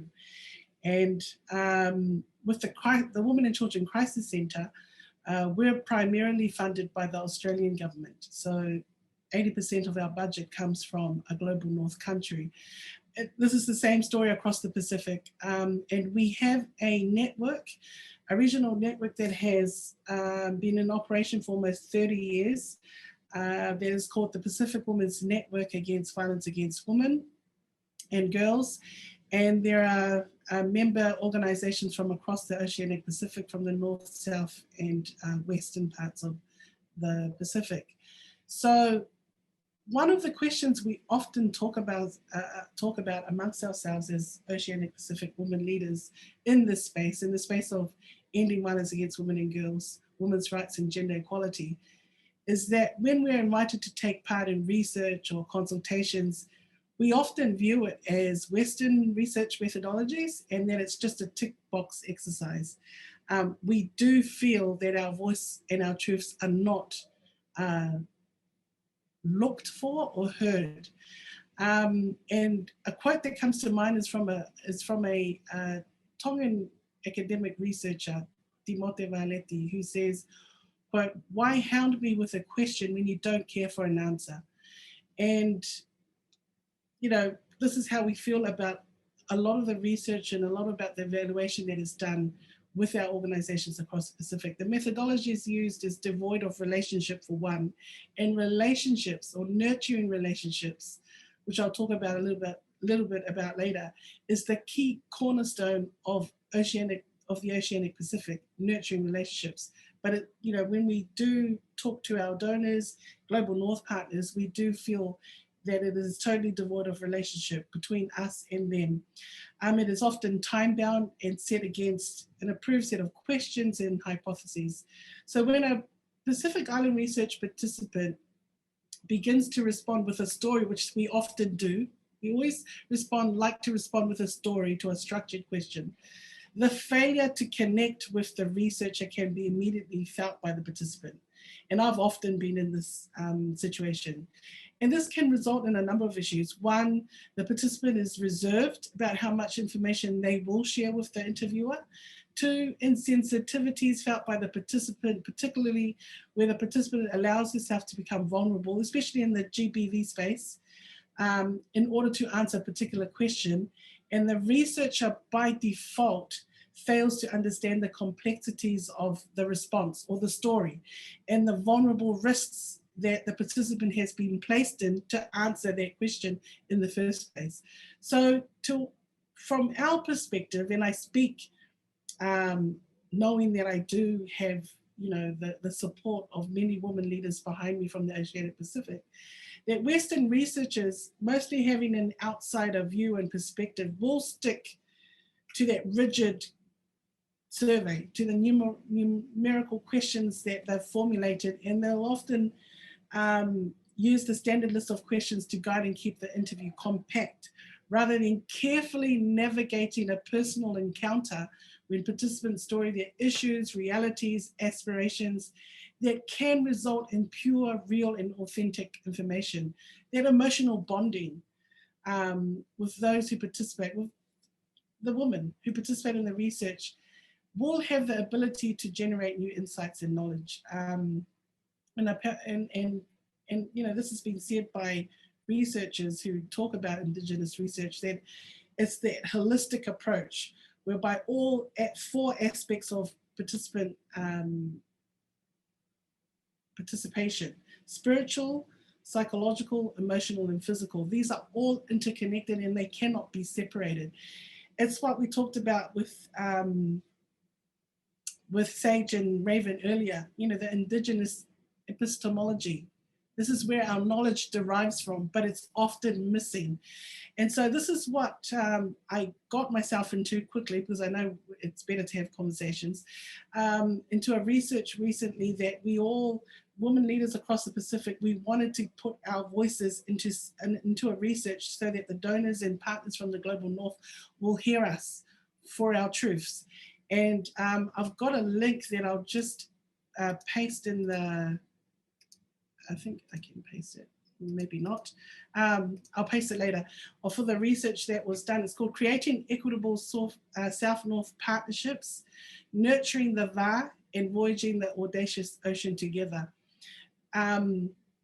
As the Indigenous researcher, the challenge for this research at the onset was to ensure that Western research methods, surveys, questionnaires, qualitative one-to-one interviews, qualitative focus group discussions, and qualitative case studies were not used only within a culturally responsive methodology, but also one that carefully navigated the stories told by the woman, acknowledging, understanding, and validating, which is really important, validating as women, their lived experiences, women leaders across the Oceanic Pacific. The information collected was sensitive and vulnerable. It required participants to speak their truths regarding global North relationships and the impacts, both negative and positive, on their activism, on their organizations, and on their movements as a whole in each of their respective countries. This required a lead Indigenous researcher who has insider knowledge of the women's rights movement in the Pacific, and one who had inside knowledge of the different dynamics of power, knowledge, and practice held by each of the women leaders in the context that they work in. Like you heard from Wilma earlier, we're not the same. You hear the South Pacific and there's an assumption that we all have the same context. This is completely not true. Holding this knowledge, of course, against the backdrop of the impacts of colonization and protectorate relationships between countries in the Pacific and the global North. And this approach has assisted in decolonizing the research, to decenter the focus from the aim of the non-Indigenous researcher towards the agenda of Indigenous people by adopting Indigenous perspectives, knowledge and methodologies. So the positionality as a lead Indigenous researcher in relation to the context of this particular research was critical in consideration of the research team. And I must add that the research team, I had to because the research team was made up of 90% made up of non-Indigenous women, white women. And I had to confront that at the very get-go and say, this is not going to work. I need a go-to Indigenous group so that we can know about the findings that were gathered, my thinking, and also my writings. And this strategy contributed to the decolonizing of knowledge in the research processes. Another researcher, Fa'avai, says that understanding Indigenous people's way of thinking and being in the world is based on the fundamental belief that knowledge is relational and shared. And so the research made up mostly of non-Indigenous specific people accepted this approach and acknowledged their understanding or knowledge of the Indigenous Oceanic Pacific woman, and their ways of storytelling and experiences was very limited in terms of their own cultural context and spiritual depths of the women in the Pacific. So I acknowledge that they allowed me to move forward and they stepped back, and that was really critical for the research to be undertaken that way. So I'm just going to quickly, before I close, share with you, if I can I share just this quick screen? It says host disabled participant screen sharing. See if I can get Kenya. Okay, yeah, you should be good.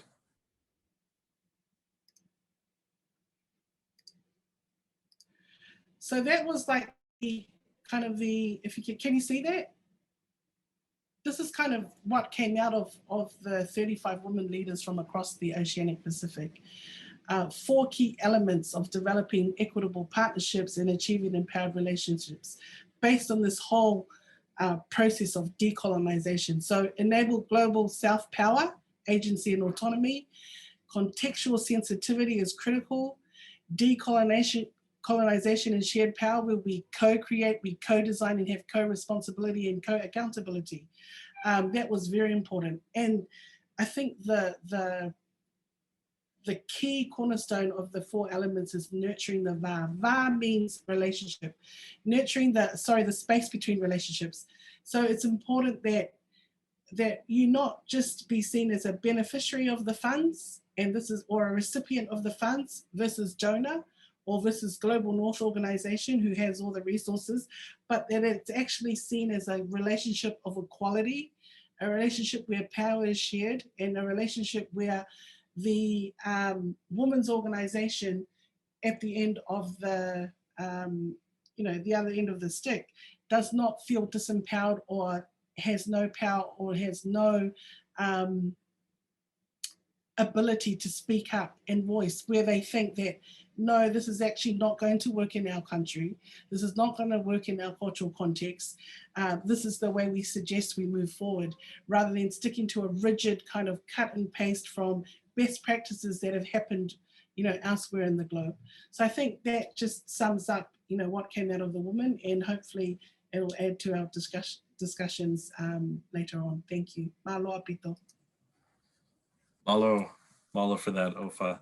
And yeah, there's a lot in that model that maybe we can look into and look at even more closely. Yeah, and I was thinking as you were talking too, one of the things you shared in the breakout room was, are there ways we can share best practices or wise practices across the Pacific, right? So that we understand what works and we can share these things and also document them, right? So that they can be readily available. So thank you for that. So the next question kind of follows from this earlier conversation. It's really about how do we, in a sense, how do we be more inclusive in these partnerships? As you mentioned, like there may be things that are culturally inappropriate to engage in. There may be regional differences. So how do we begin to forge these strong alliances across the Pacific? And what are some ways to think about that? So I'll just open it up to any of you that want to jump in. I'll jump in, Jeff. So I think that sometimes I get nervous that I'm not like super academic, but I'm in this work. This is like the work with the Moose Hide campaign is like my life. And so I feel like I have a lot of knowledge in this space. And so being like confident in that is like something that I've been practicing. And so when we're talking about different partnerships and relationships in terms of the Moose Hide campaign, one of the things that we do is make sure to have the Moose Hide pins available for free to anybody who wants them. So there's everyone can access them. And so we cover the shipping costs on our end, and we have Indigenous women who produce the Moose Hide pins for us. And we ship the pins to anyone who wants them. And we don't try to tell those communities how to use the Moose Hide pins or how to bring the Moose Hide campaign into their communities. We give them the pins and support them if they want it. And if not, then they go and do their thing. So that sometimes might look like a men's circle, and they come together once a week and they meet and they just do it on their own. Sometimes they'll do a Moose Hide campaign day with us, and they'll support a fasting ceremony and bring in their own speakers and their own sharing circles. And sometimes like young people have been doing walkathons and raising money and raising awareness that way. And so really just supporting that autonomy within within communities. And so well over 2,000 communities now have taken the Moose Hide campaign and done what they see best fit for their community. And so really just believing and trusting in that we give the medicine and help to steward that medicine in a good way, and really just leave it to the communities who know what medicine they need for their communities. And so we really make sure to do that. And then when we're in our partnerships and with our relationships that we build with different organizations and different communities and groups across Canada, we really try to come together as human beings. And we sit in circle and we share more than just like the work talk. We talk about how we do personally in our days, and we make those kinds of efforts to sit in ceremony where no one is above or below each other. We sit in circle to be in relationship with each other and to really build those connections before we start doing any work.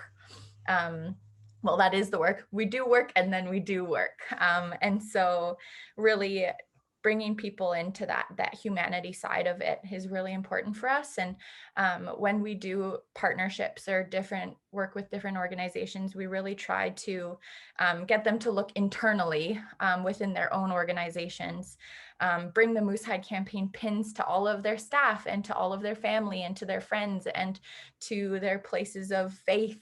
And so supporting them to do that work internally and then going out and just helping to spread the word after they've done that internal work as well. And so helping to support that work as well is really important for us, and important to help build that strong base and that strong foundation so that when they go out externally, that they can help to spread that message in a good way from a place where it's like not pointing the finger. It's like you're looking at yourself and your own organization, and then go outward after that. So that's all my thoughts.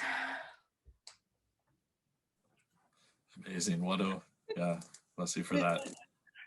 Ofa, did you want to jump in on this in terms of establishing meaningful partnerships, and what does that look like? Who should we include? Yeah, 3 words come to mind: diversity, inclusion, and solidarity. And I think we've done that this morning, or whatever time it is in Canada. We have definitely built a sense of solidarity. We've been inclusive. There's been a variety of people speaking today, and we can be more inclusive as we move on, because I'm assuming this is not the last time we exchange and share our stories. And diversity, being diverse in how we approach things, using our own Indigenous knowledge, as well as, there are some Western frameworks that are good, that have worked, but not being afraid to also weave in there our Indigenous forms of knowledge and skills. And I think that's how we can be more inclusive of each other. And I think that's the beauty of, although online meetings and Zoom links have kind of bombarded a lot of us, we find that we're constantly online and trying to meet different online meetings and schedules. But I do think the beauty of it is that we're able to connect and make that vast distance between our oceans smaller. And we shouldn't be afraid to continue using that. I've got a whole group of young women activists here in my organization that I'm sure would love to jump on and share with other young people across across the world, across the globe, like how we are doing today. And I think we need to keep talking. We need to keep talking, but more importantly, we need to keep documenting, because the less we document, the more Western approaches seem the more successful, the more appropriate. So we need to document our stories in our creative forms. We don't have to document it in a report style, 5,000 words. We can report it in story form. We can report it in dance. We can record it in all the different cultural ways that we know that we do best. So yeah, that would be my response. Yeah, thank Widow for that, Wallow for that. Really powerful. Yeah, and I think Sage, did you want to jump in on this as well? I'll give you a chance. I see another listener is offering the exact same thing that I was going to say in the chat, which is a really cool opportunity for what we're all kind of talking about, Ofa, like the opportunity for knowledge exchange, knowledge production, research, and for documentation, making sure that we're kind of, I'm not even sure if the right term would be paper trails. I think a lot of our work is based in orality, but making sure that we are building our own institutions of knowledge production. And I recently, I'm reading the book Indigenomics by Carol Ann Hilton, and she talks a lot about the concept of Indigenomics, which is being able to work within your own built systems and returning to forms of Indigenous commerce in her kind of concept. And I think that there's something really true about that, about collaboration and knowledge exchange in the world of gender-based violence and for harm reduction. And I've always kind of had these hopeful futurities for myself as someone who has grown into my academics, is that I always want to be able to do those knowledge exchanges and to be able to learn from a lot of the international kind of relations that we have. I learned a lot with Jeff, even about the work that's being done in Hawaii, or the work that's being done across Turtle Island and his home nation. And so I think something really beautiful about that is creating our own systems of knowledge production and education. And the way that I find friends in college or at universities in Western structures, we could do the same thing that we built ourselves. And I think that there's a lot of beauty in that, because we would be able to have all of our own rhizomes of connections. And I mean, my sister came to the Saanich people's territories, and now she has a carrier and a Saanich baby, and we're building a militia, okay? And all of us are just filling our tool baskets with Indigenous knowledge so that we can get stronger and stronger together. And I feel so empowered by conversations like these, and to know that all of you have similar values to me, and know that you're safe people to me, and people that I can talk about these topics with in a good way, and not feel like I have to shield my authentic self and my authentic values. That's a rarity, and it's not true. It wasn't true for as recent as my mom's generation. I'm probably the first generation in Canada to be able to speak these values as openly as we do, without being criminalized. And well, we've been empowered, and we've actually been led to this work as community leaders. So all I can say is this is really even still just the beginning. We have so much more. And I agree with you that next year we can do better, and the next year we'll do better, and we'll have more and more data collected and more research, and filling our tool baskets for our future generations. Very motivating. Thank you for that, Masi, for all of that. I think we're running out of time, but I do want to say that this is kind of a challenge for all of us to keep this conversation going beyond. We don't want this to be a one-time event. We'd love to see this continue in different forms, and I can imagine, through the magic of Zoom, we can continue it in some ways, but I'd love to do face-to-face at some point as well. And so I think you got my good side on that one. Yeah, so it's been an amazing conversation, and we're gonna go to breakout rooms in just a second. But I wanted to highlight some of the work that Adriana is doing on decolonizing partnerships. So maybe we'll do a close-up of that.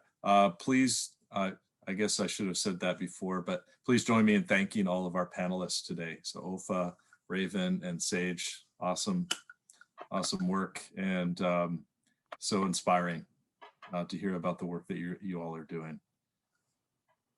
So you get a good glimpse of some of what Adriana has depicted for our conversation so far, and as well as Ofa's, the model that you developed, Ofa, around partnerships. And at the end of the day, knowledge is relational, right? So that was kind of a running theme around relational partnerships, relational knowledge, and really Indigenous-centered understandings of the ways that we engage. So wado for that. So I think at this point, we'll go to a breakout room. And the question that we have for the breakout room is kind of along the same lines. It's how can we honor and nurture relationships across the gender spectrum?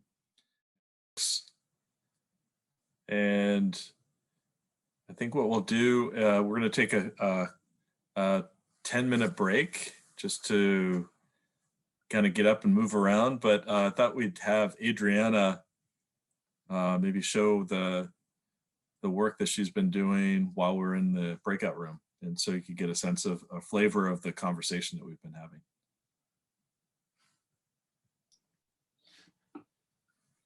This drawing has some insights that were shared during the two breakouts. So the first one, it's more on the left side, and then along the bottom on the right is what was shared just now. They both intertwine, so I haven't really divided them up into two, but something to highlight is the importance of people who are advocates and people who support healing to be safe spaces, and to be able to do that, we need to take care of ourselves to be able to show up fully to the work that we need. Along the bottom, there's a conversation around the importance of creating brave spaces and safe spaces for people to speak their truth, and how there needs to be support for running processes in a way that lead to true healing and accountability, both for victims and perpetrators, so that the cycles of violence can eventually be stopped and to end. And also a reminder of like, what does it mean to actually listen? What are we listening for? How are we present? And are we allowing people to share what it is that they need from us when we listen to their stories? And then the invitation to know that every small action creates a ripple effect, and it creates change in communities, immediate communities, but also beyond.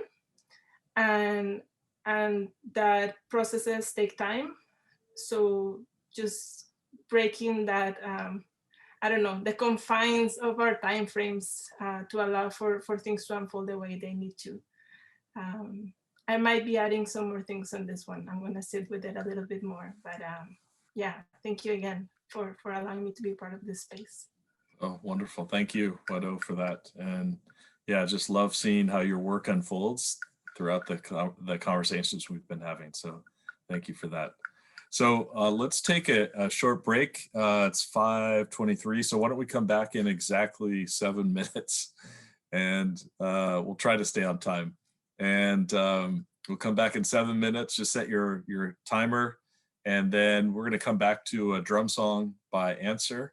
And so I'll introduce that, and then we'll kind of have time for some closing thoughts from April and Mua, and some next steps.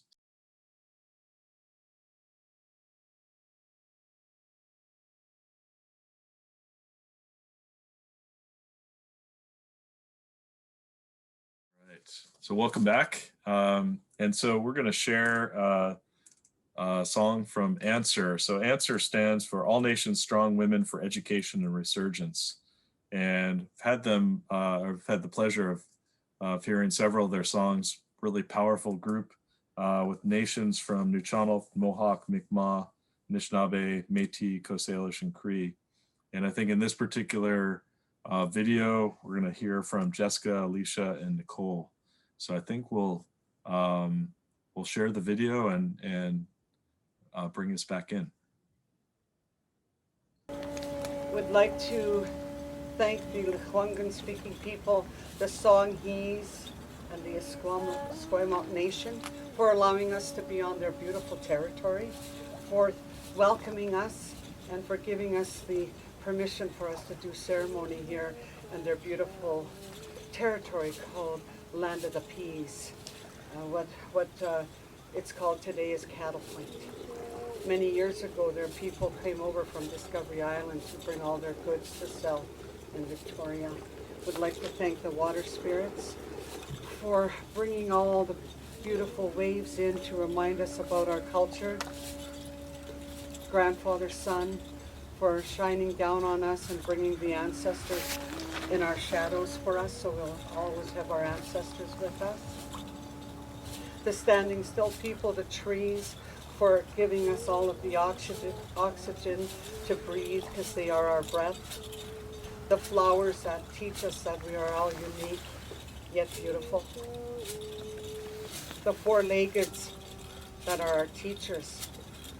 The finned ones that remind us of family values. Ha-ho, hi-hi.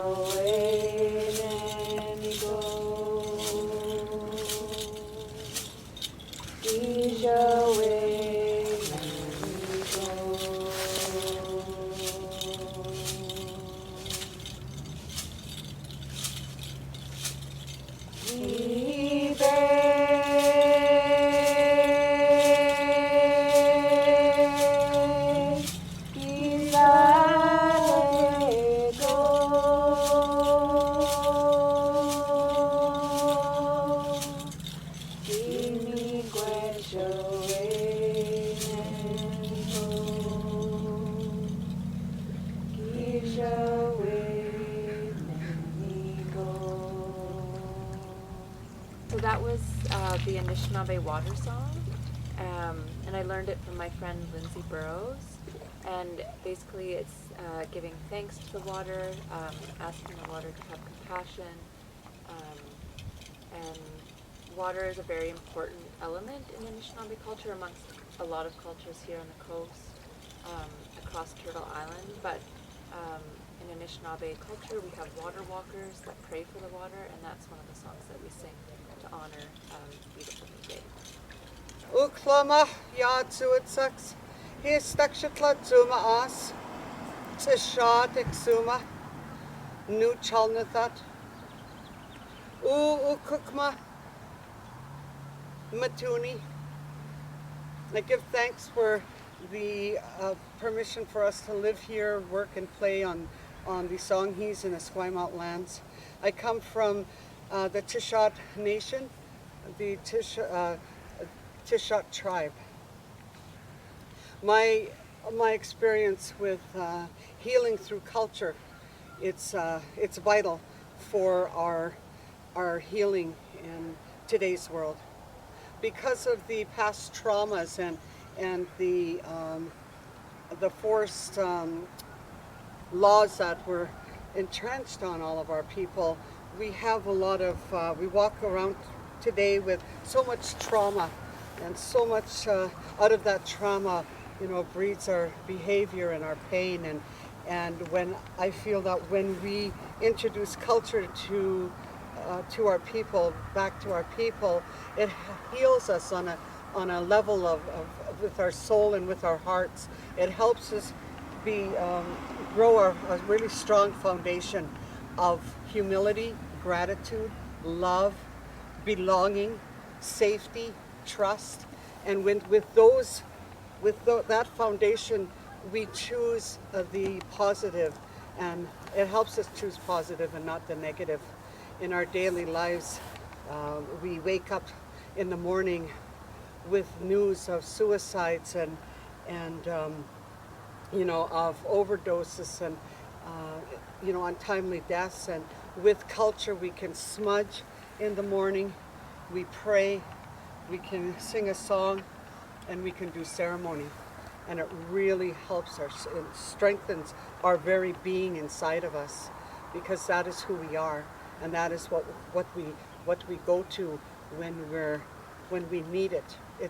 An elder from Yaklulit near Tofino always said to me when she was speaking, I could always remember her saying, our culture is so simple yet so powerful, and its power today is healing our country. Bonjour, ni beno benesik indigo Anishinaabe mong and guime, Anishinaabe Irish Ukrainian Endau Gae, Lakungan King Endau, Oka Indigenous class. So my Anishinaabe name is Nibino Menesik, which means summer thunderbird, and it has connection to the loon.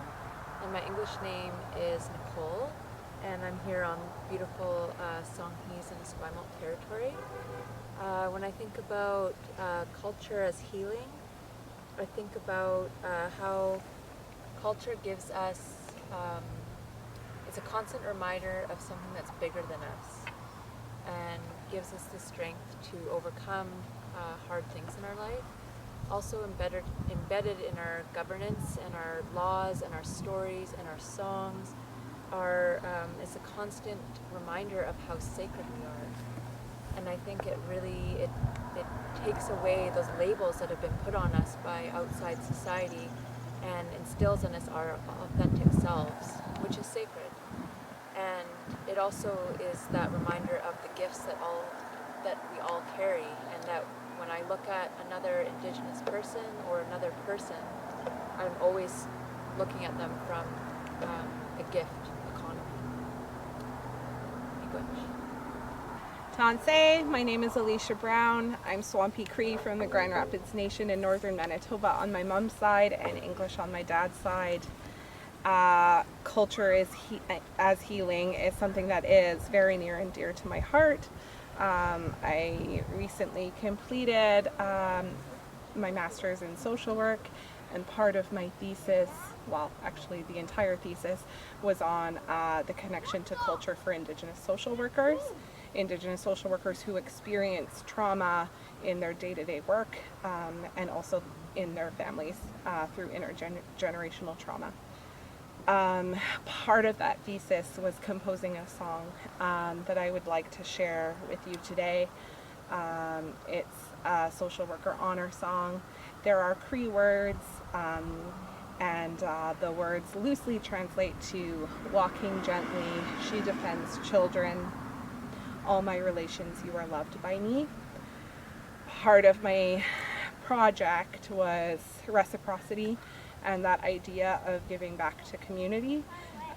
So the song is available for anyone to learn and to sing anytime that they need to reconnect to ceremony or culture. Thank you.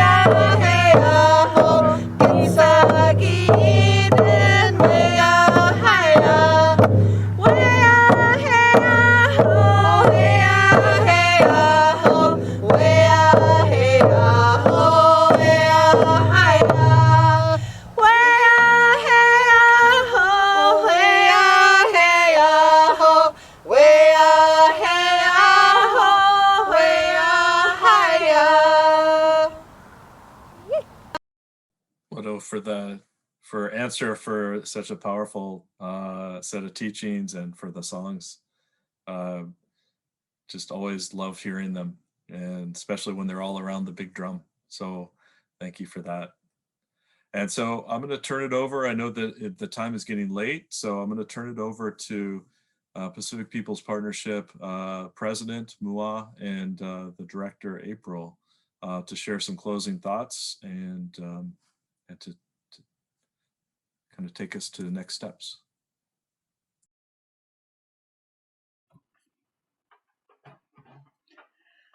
Malo whaftai, wai wan manuia tatu maftanga nei aso. Awe whaftai le tua, le maftanga matango fie, o tatu aulia nei aso. Whaftai fo ile, tu se fo ile tata no mai tu langa o waenga o tatu tano anga mata upu pa tule le tu langa leo le olo tatu tano ina e watu ele whaftai tele lava, malo lon sa. Once again, I want just to thank you to all my friends from the South Pacific.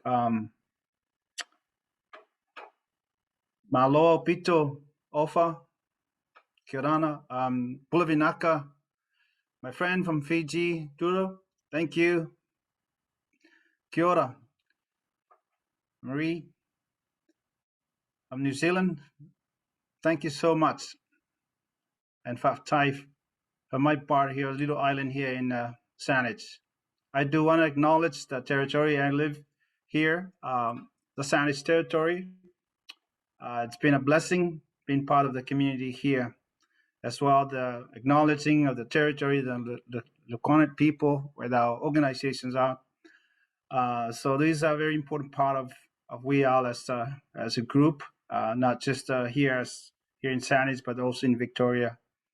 I want to take the time to acknowledge the importance of the discussions that we share. This is incredible journey through this however many hours that we've had, listen to stories, and really refreshing. I think it's something that we need to cherish a lot in our heart and carry forward as we move forward. To become a better society is to acknowledge things that are important, and we need to deal with that and move forward. I am always grateful where I grew up. I grew up in a small little village. I was surrounded, I'm a family of 12. I'm the youngest of the 12 children. Imagine that, growing up and you have all the brother and sister are older than you and discipline you. So there's a lot of that that I had to deal with that as well. And but my mother was my hero. My mother was the protector of our household. So a lot respect for all of you ladies, all the mothers. I had the privilege to join into the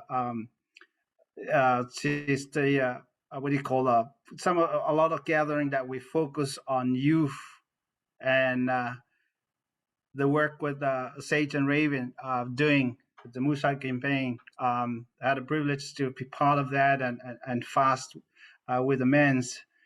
Such incredible, so important to address these issues. And so I had a first-hand experience of growing as a child and went through some of the challenge as a child, as a teenagers. Over the years, I had to work hard on myself to get better at, so that I can be able to help my children and have a better relationship with my children's. The impact of those has happened, and that's why it's so important, this conversation. I'm grateful that Pacific People Partnership, I'm involved with them. I'm grateful that we can be able to be part of something like this, something that I've always is very, very important to all of us within our board, within our staff.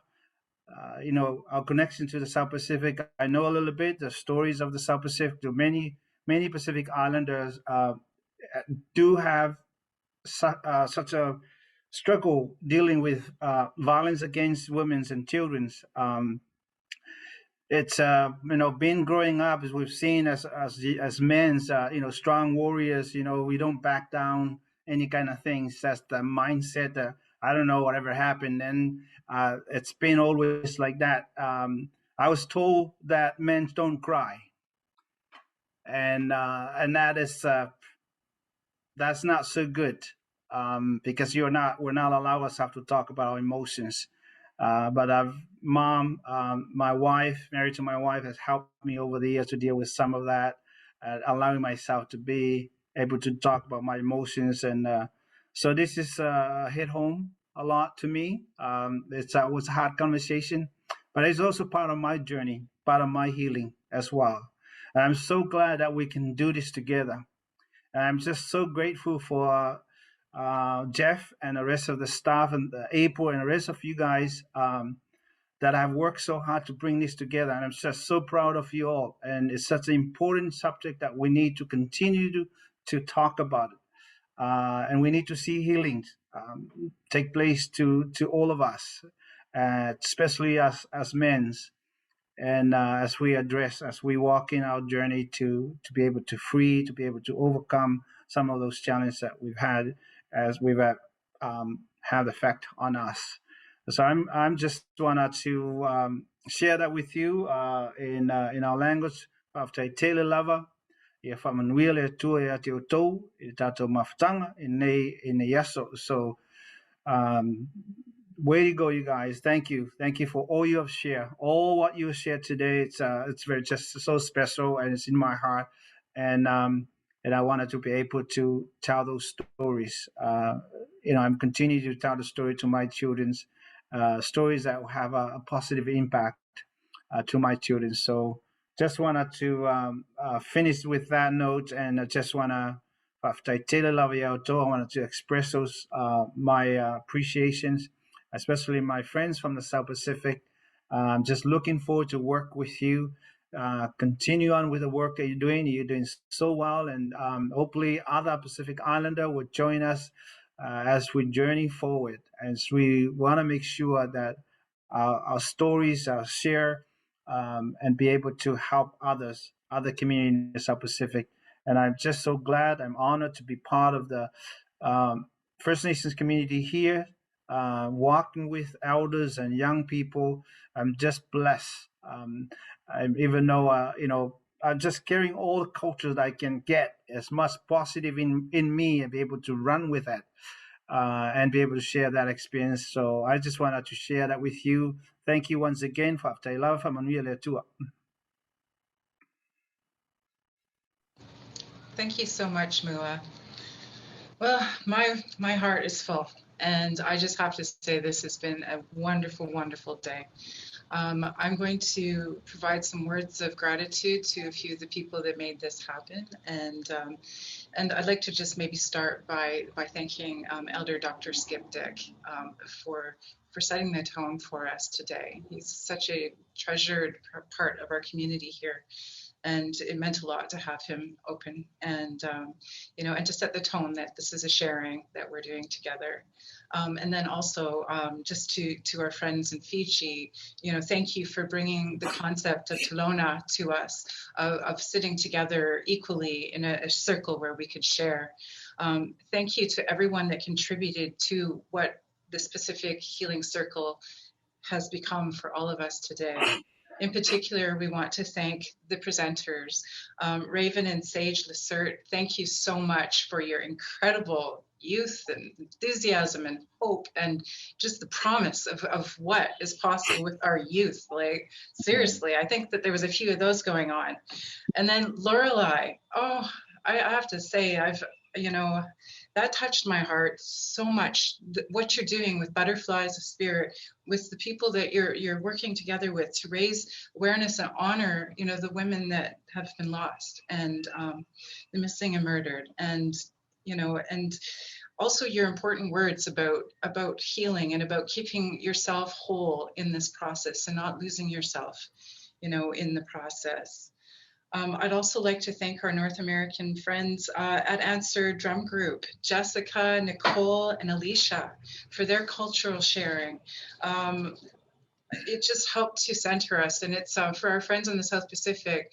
I'll just let you know that was filmed just 2 days ago, and it was filmed here on the North Pacific shores. And it was filmed by a young group of volunteers that we work with in our staff, part of a program we call Stories of Resilience. I'd also like to thank, our friends in the South Pacific, and it's certainly not easy for you to connect from the south, as we've seen, you know, by Tura's, you know, connection. But Tura, thank you for your courage to speak about, you know, your truths and what it's like to be a man and to influence, you know, and create change for positive in the South Pacific. Sorry.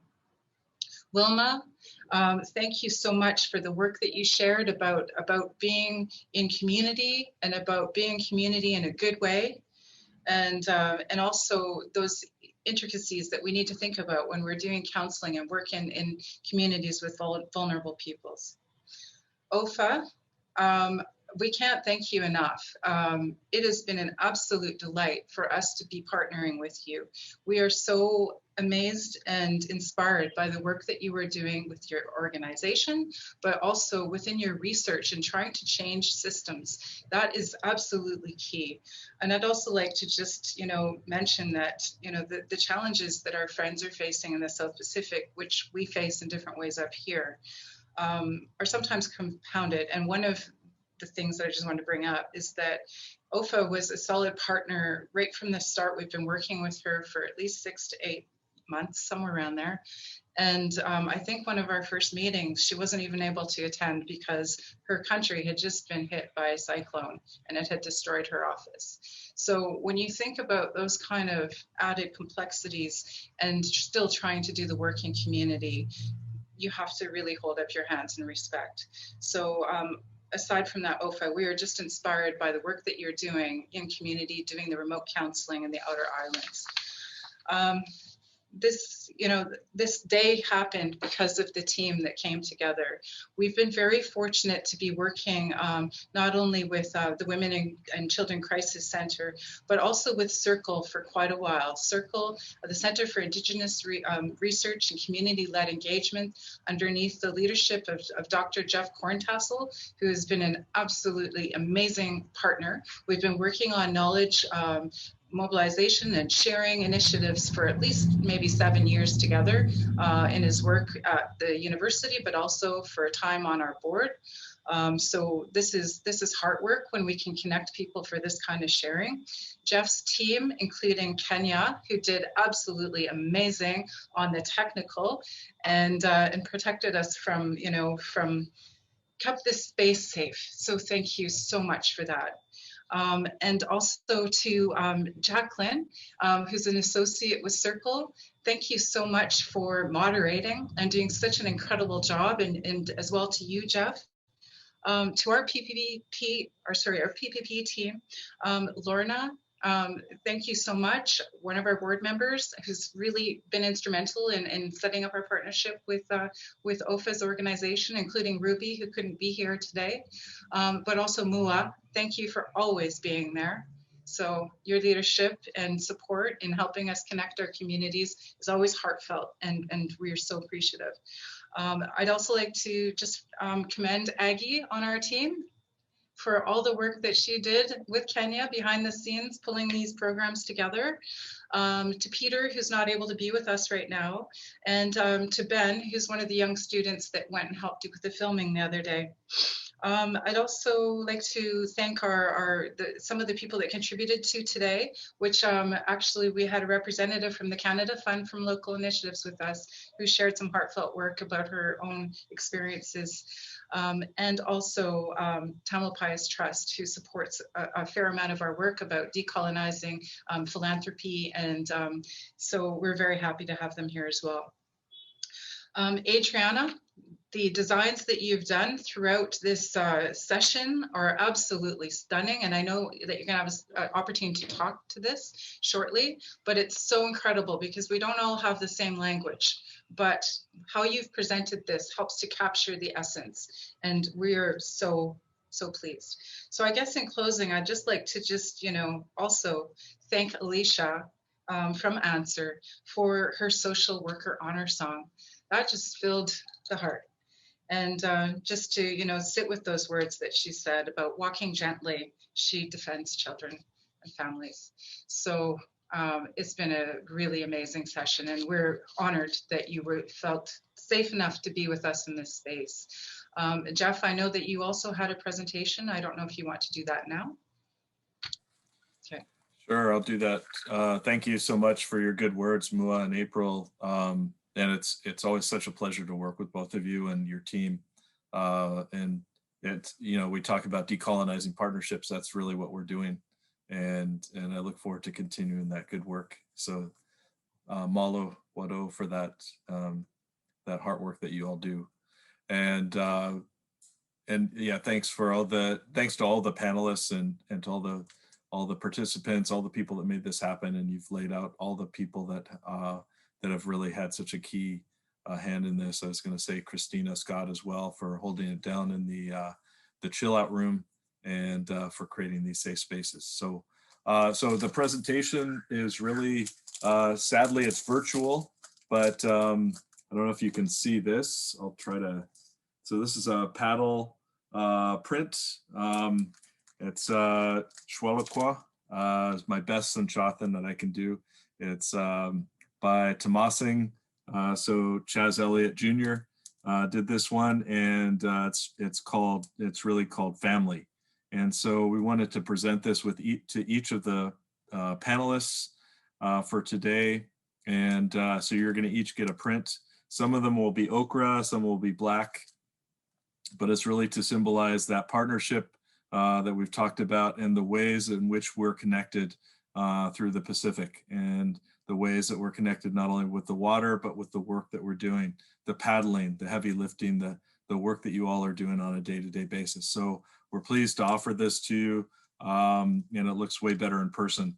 But we're happy to present this as a gift to each of the panelists, and as kind of a reminder that I think Ofa said this really loud and clear, that this is continuing work. So this is not just a one-time event. We're looking to continue this work and deepen the work that we've started today. So malo, wado, musi, haichka, for all the work that you all are doing and for staying with us for this this long 4-hour time, and look forward to future events, not only online, but in person. So I think I'll close there, unless maybe we'll check in with Adriana one last time, just to show the work that she's done, and then we'll close it off. Sure, I won't stand too much because I know we've been here for a while, but I wanted to maybe mention just when you receive the images, you'll notice that on the background there is some like photos that I'm drawing on top. Those are photos of the Pacific Ocean that I took a while back when I was on Vancouver Island, and they have a different meaning for me now. So whenever I get a chance to stand by the ocean, I'll be thinking about this work, the partnerships that happen across oceans, the work that we're doing to end violence that happens and affects people around the world in different ways, but rooted in similar histories of colonialism and of not being able to fully connect with the culture and the teachings that our ancestors held so dearly. I myself, coming from a place that was also colonized, I'm in that process of reconnecting with teachings, and it's difficult because many generations have passed, and I'm really far from where I was born. But knowing that this work is happening globally, and that solidarity is happening this way, brings me a lot of hope. And also knowing that that the work that I do, the work that I've dedicated myself to do since last year full time to listen and to translate knowledge in different ways. Today it just became even more clear why my work is why am I doing what I'm doing, pretty much. More than going into detail, I just wanted to maybe reiterate something that came out quite a bit around leading by example, leading with the actions that we want to see, but also the importance of healing. Like, what are the ways we can break cycles of violence? And that has to be with healing, and healing all around. And the processes that need to be in place for that to happen. And I think that coming together and finding solutions and talking about the ways in which the work that we do locally is having a positive effect can support work elsewhere. So I created 3 images. This is the third that has more of like a combination of all the conversations and kind of like the general themes that were shared throughout. But there is also, I'll just switch really quickly. There will be also one for each of the 2 panels. So this was from the second panel around decolonizing partnerships and nurturing relationships. And this one over here from our first, when we started the day, around culturally appropriate healing practices. So I'll be sitting with this a bit more, and I will share it with the organizing team so that they can be shared with everyone else. Thank you so much again for inviting me to be part of this event. Oh, thank you, Adriana, and just beautiful work. So really, really captures the spirit in which we're holding these conversations and to prompt our memories for future events down the line. So thank you for that. So I'm not going to say much else other than to say wado, thank you everyone. And Cherokee word to end things is usually dodada goahi, which means may you be safe until our paths cross again. So I'll just say that, dodada goahi. And so safe travels to you, and keep your loved ones close. And we look forward to the next time that we can gather. So thank you.